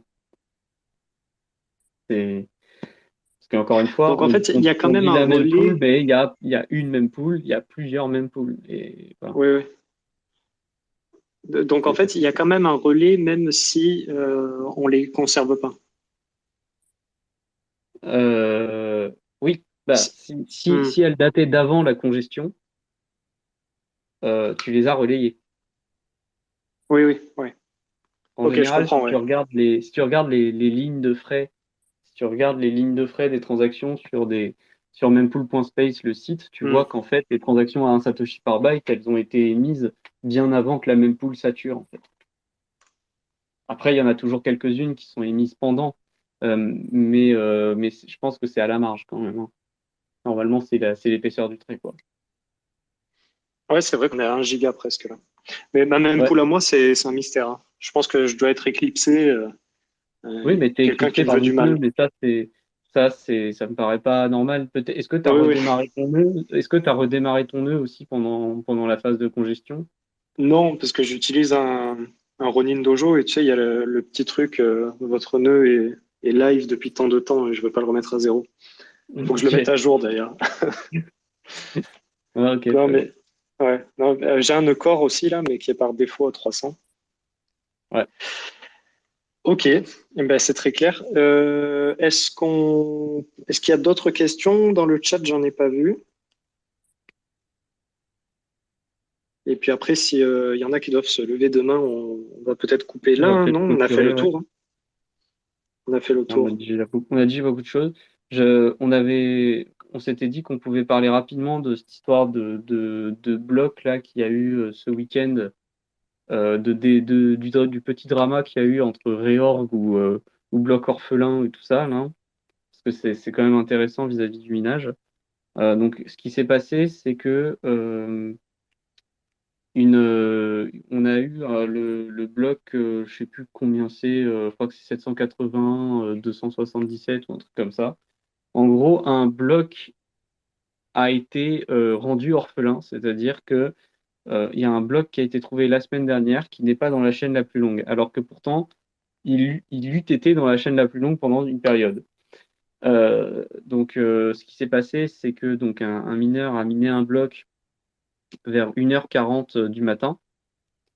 C'était le bloc le plus long à ce moment-là. Et en fait, ce qui s'est passé, c'est qu'en même temps, un autre mineur a miné un bloc 7 secondes plus tard. Et il l'a miné à la même hauteur. Euh, donc ça c'est normal, ça arrive même tous les jours en fait. Ça arrive tous les jours. Il y a deux mineurs qui trouvent des blocs à la même hauteur parce que le bloc n'a pas eu le temps de se propager jusqu'à tous les mineurs. Et donc du coup, il y a un mineur qui trouve un bloc, mais un autre mineur trouve aussi un bloc dans un laps de temps très court, juste après. Et comme il n'a pas vu le bloc qui a été miné avant, et du coup, il se retrouve à avoir miné un bloc à la même hauteur. Et donc, ce qui se produit dans ce cas-là, c'est un partitionnement du réseau. Le premier bloc aura eu le temps de se propager un peu plus dans le réseau que le second, mais du coup, il y a certains nœuds qui considèrent que le bloc qui est arrivé le premier vraiment était vraiment le premier bloc, et puis il y en a qui considèrent que le bloc qui est arrivé 7 secondes plus tard, c'est vraiment le premier bloc qu'ils ont vu. Et donc il faut attendre pour décider encore un nouveau bloc pour savoir quelle est vraiment la chaîne la plus longue. Et les chances que cela se produise deux fois de suite sont extrêmement faibles. Donc, ce qui s'est passé, c'est que donc là, ce premier bloc a été miné 7 secondes avant, et donc il a eu le temps de se propager à une plus grande partie du réseau, à une majorité du réseau. Et donc, il y avait des mineurs qui ont miné au-dessus de ce bloc. Mais ce qui s'est passé, et qui est là beaucoup plus rare, c'est que un mineur qui n'a pas eu le reçu premier, le bloc qui a été miné en premier, mais le bloc qui a été miné juste après, a réussi à trouver un bloc plus long.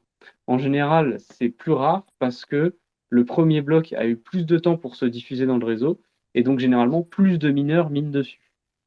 Mais là, même si c'était le cas, là c'est un mineur qui avait pas la même vue du réseau et donc qui était très minoritaire, qui a réussi à trouver un bloc avant la majorité, ce qui a une chance relativement, c'est pas complètement négligeable que ça se produise, c'est juste que que là ça arrive alors qu'il y a eu un split du réseau, c'est assez rare. Et du coup, ce nouveau bloc a créé une chaîne plus longue et donc il a fallu que tous les nœuds basculent. Et donc on a pu observer dans les logs des nœuds de Bitcoin Core, on a pu observer il y a eu un basculement, le bout de la chaîne a été changé. Et donc on observait notamment une volée de trois blocs d'un seul coup qui apparaissent dans les logs, sachant que le premier des trois est en fait le même que celui avant.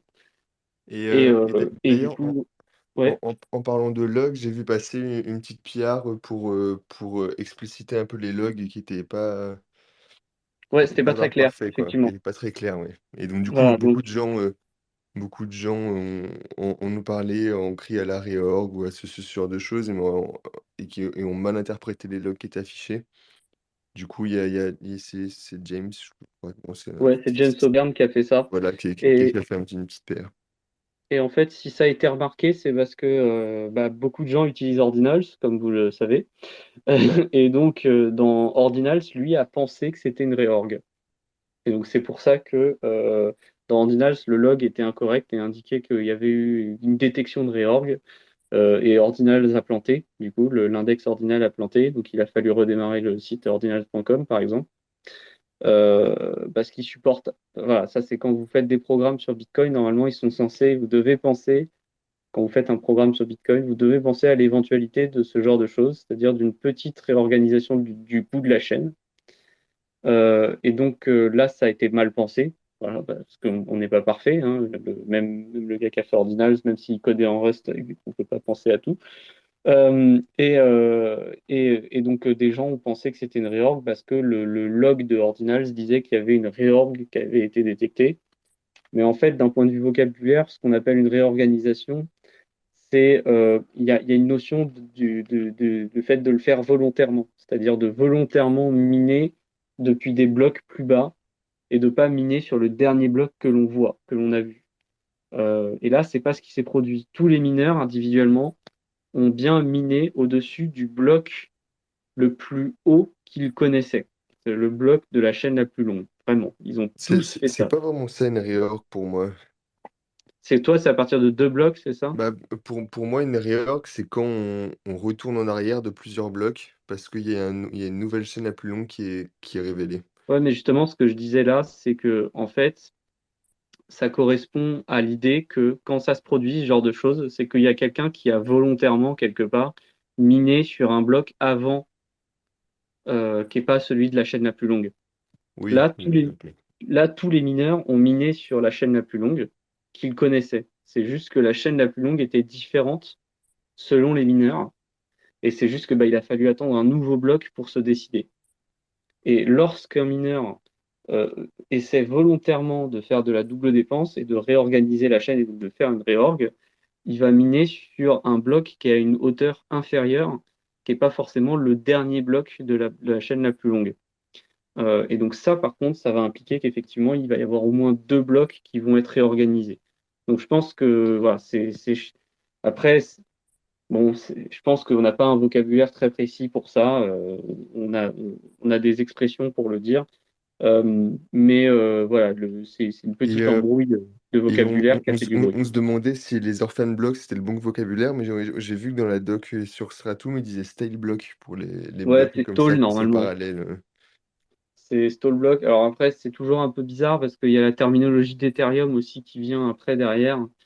Parce que Ethereum, ils ont un genre de traitement spécial, comme ils ont tellement de reorg, Ethereum, parce que le block time, il est très court. Donc ils ont plus de reorg et donc ils ont un traitement spécial de ce qu'ils appellent les orphan blocks. Mais du coup, c'est un peu bizarre parce que eux, c'est pas exactement comme dans Bitcoin, c'est pas exactement ça. Donc je sais plus exactement comment c'est foutu, mais c'est. Bref. C'est c'est des embrouilles de vocabulaire, mais c'est pas important, c'est pas grave. Ce qu'il faut Ouais. comprendre, c'est que il y a un événement assez rare, mais qui est possible, qui s'est produit. C'était pas une attaque, c'est juste quelque chose d'assez rare. Mais c'est pas parce que c'est rare que ça ne se produit pas. Ça ne s'est pas produit pendant très longtemps, ça ne s'est pas fait remarquer pendant beaucoup de fois. Mais là, on l'a remarqué. Bon, voilà. Et ça a fait un peu de drama parce qu'il y en a qui ont cru que c'était qui ont voulu faire monter un peu la sauce en disant oulala, il y a une attaque, oulala, alors que bon, c'était juste un problème de diffusion de blocs et de mauvais timing. Voilà, ça arrive.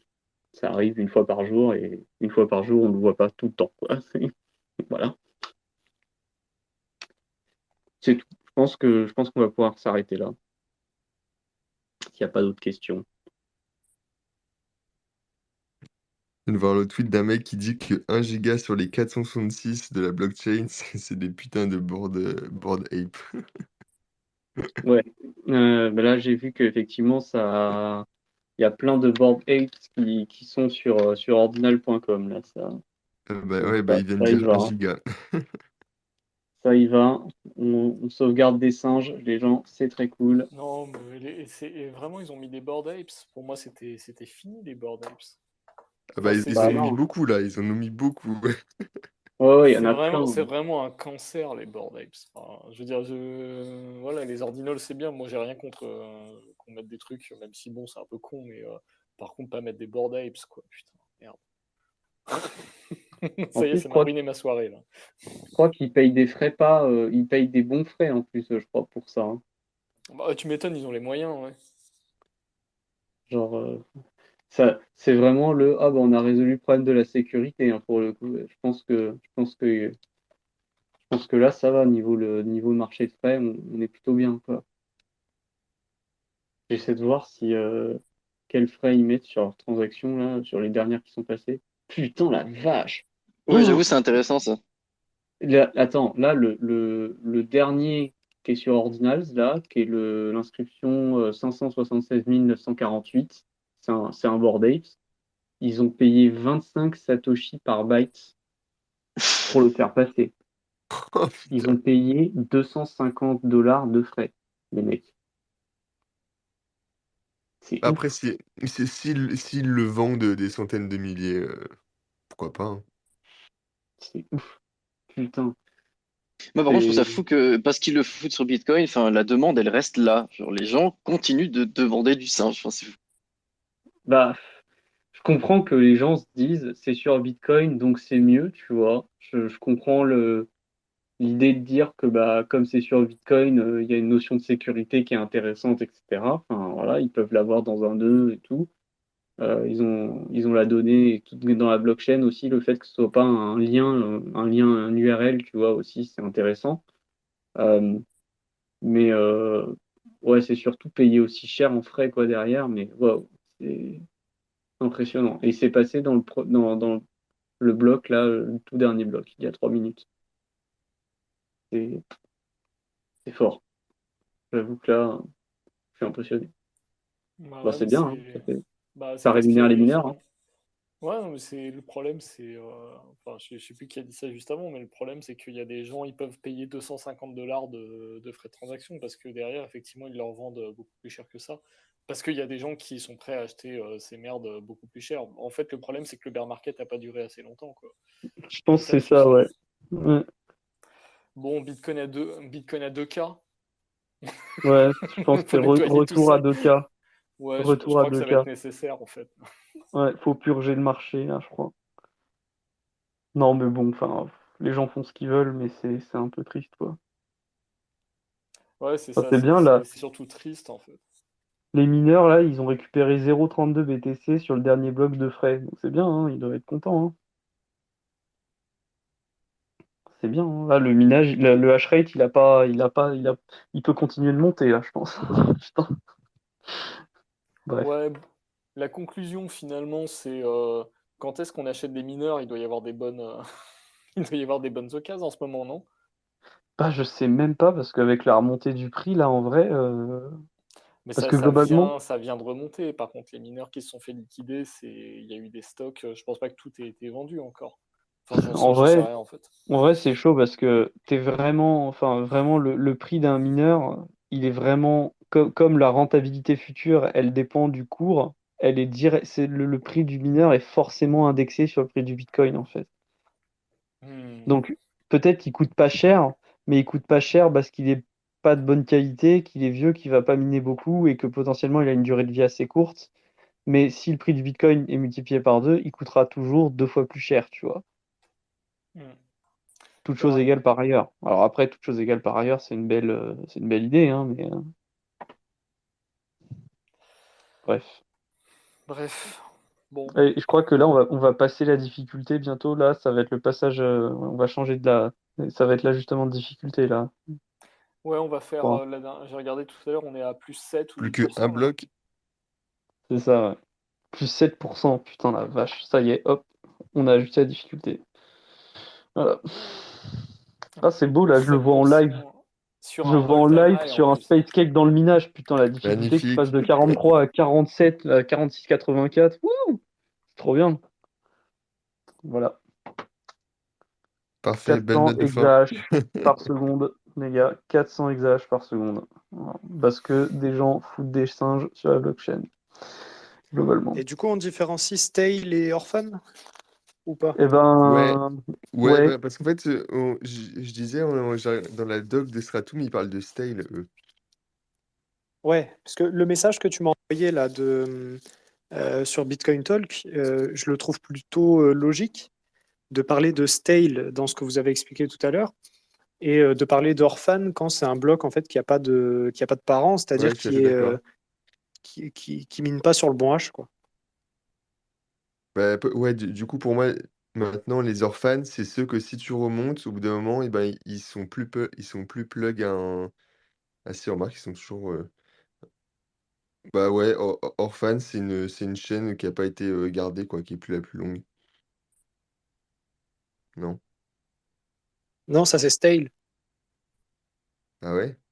Ouais, orphan, c'est que le bloc il a pas de parent, c'est-à-dire que c'est par exemple tu mines le 76 et le 75, en fait, le hash que tu as utilisé dans le 76, il correspond pas au hash du 75. Ok, mais ça arrive jamais, du Enfin, coup, ça. Ouais, Ouais, c'est chelou, ouais. je sais pas, c'est ce que disait le mec dans le message sur Bitcoin Talk. Ouais, mais C'est vrai, parce que, j'avoue que j'ai lu beaucoup de définitions et pas tout le monde était d'accord, tu vois. ouais, c'est pareil Et- pour moi, s'il y a Orphan, il y a Reorg. Je suis pas forcément d'accord avec la définition Reorg, c'est minimum 2 blocs. Je vois pas pourquoi minimum 2 blocs. Ça veut dire quoi les 222 blocs qui sont là-bas? C'est que c'est des blocs déjà avec toutes les transactions ordinales qui attendent là? J'ai eu une coupure, je crois. Je sais pas si je vous entendais plus pendant un temps là. Je sais pas ce que vous avez entendu. Ouais, en gros, il y a sur mempool.space là, Ouais, on voit à gauche qu'il y a 222 blocs. Du coup, ça représente quasiment 700 mégas. ouais. Et ça, c'est quoi? C'est des blocs qui sont déjà pré-remplis à cause des ordinales? Enfin, c'est quoi exactement? Oui, c'est des blocs dans la. C'est des. En fait, quand Mempool t'affiche des blocs à gauche qui sont pas de la couleur bleue, c'est des potentiels blocs futurs. En fait, Ok, et du coup, les 222? et du coup, les 222, c'est la profondeur en bloc de la mempool. Ça veut dire que si là, on décide, si là, on faisait en sorte qu'il n'y ait plus aucune Ok, transaction qui soit diffusée, il faudrait 222 blocs pour vider la mempool. ok. Ah, ça fait que de monter depuis quelques jours, du coup, ouais, c'est ouf. Oui, Oui, enfin, si vous êtes normaux, ces blocs sont à droite, pas à gauche. oui, ça dépend de comment tu regardes les choses. Ouais. Si tu cliques sur les deux petites flèches de la barre blanche ou pas. Oui, c'est bon, c'est bon, je l'ai remis dans le bon ordre.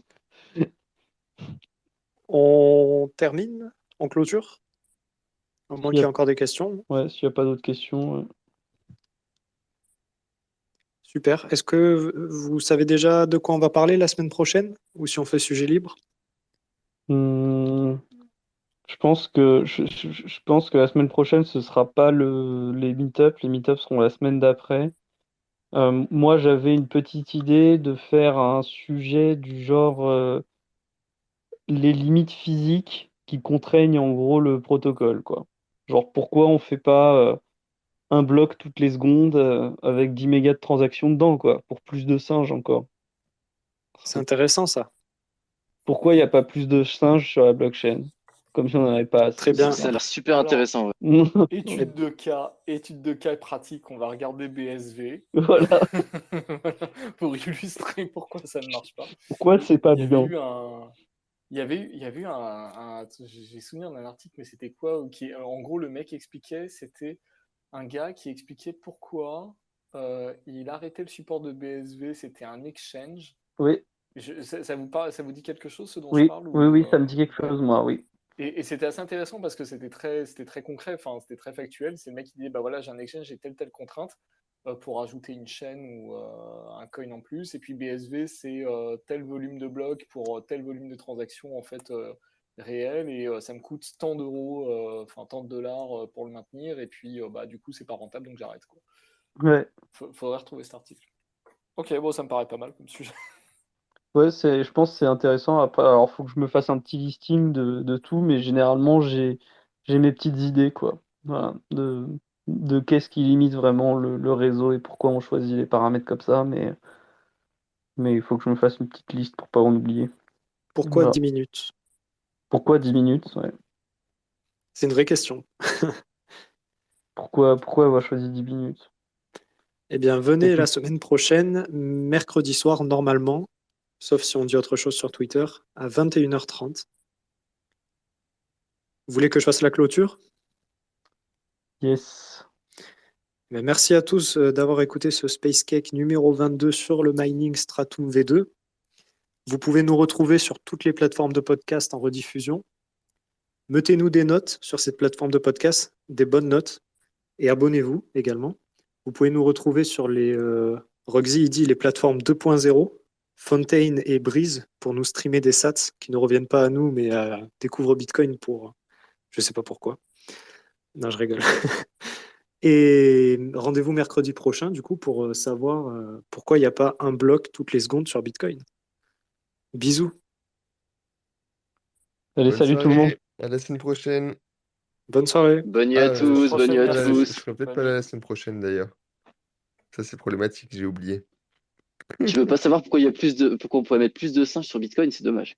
S'il n'y a pas Lounès, il faut que vous soyez en direct parce qu'on ne pourra pas enregistrer. Voilà, il n'y aura pas de rediff, donc venez sur Twitter. On s'arrangera, on s'arrangera.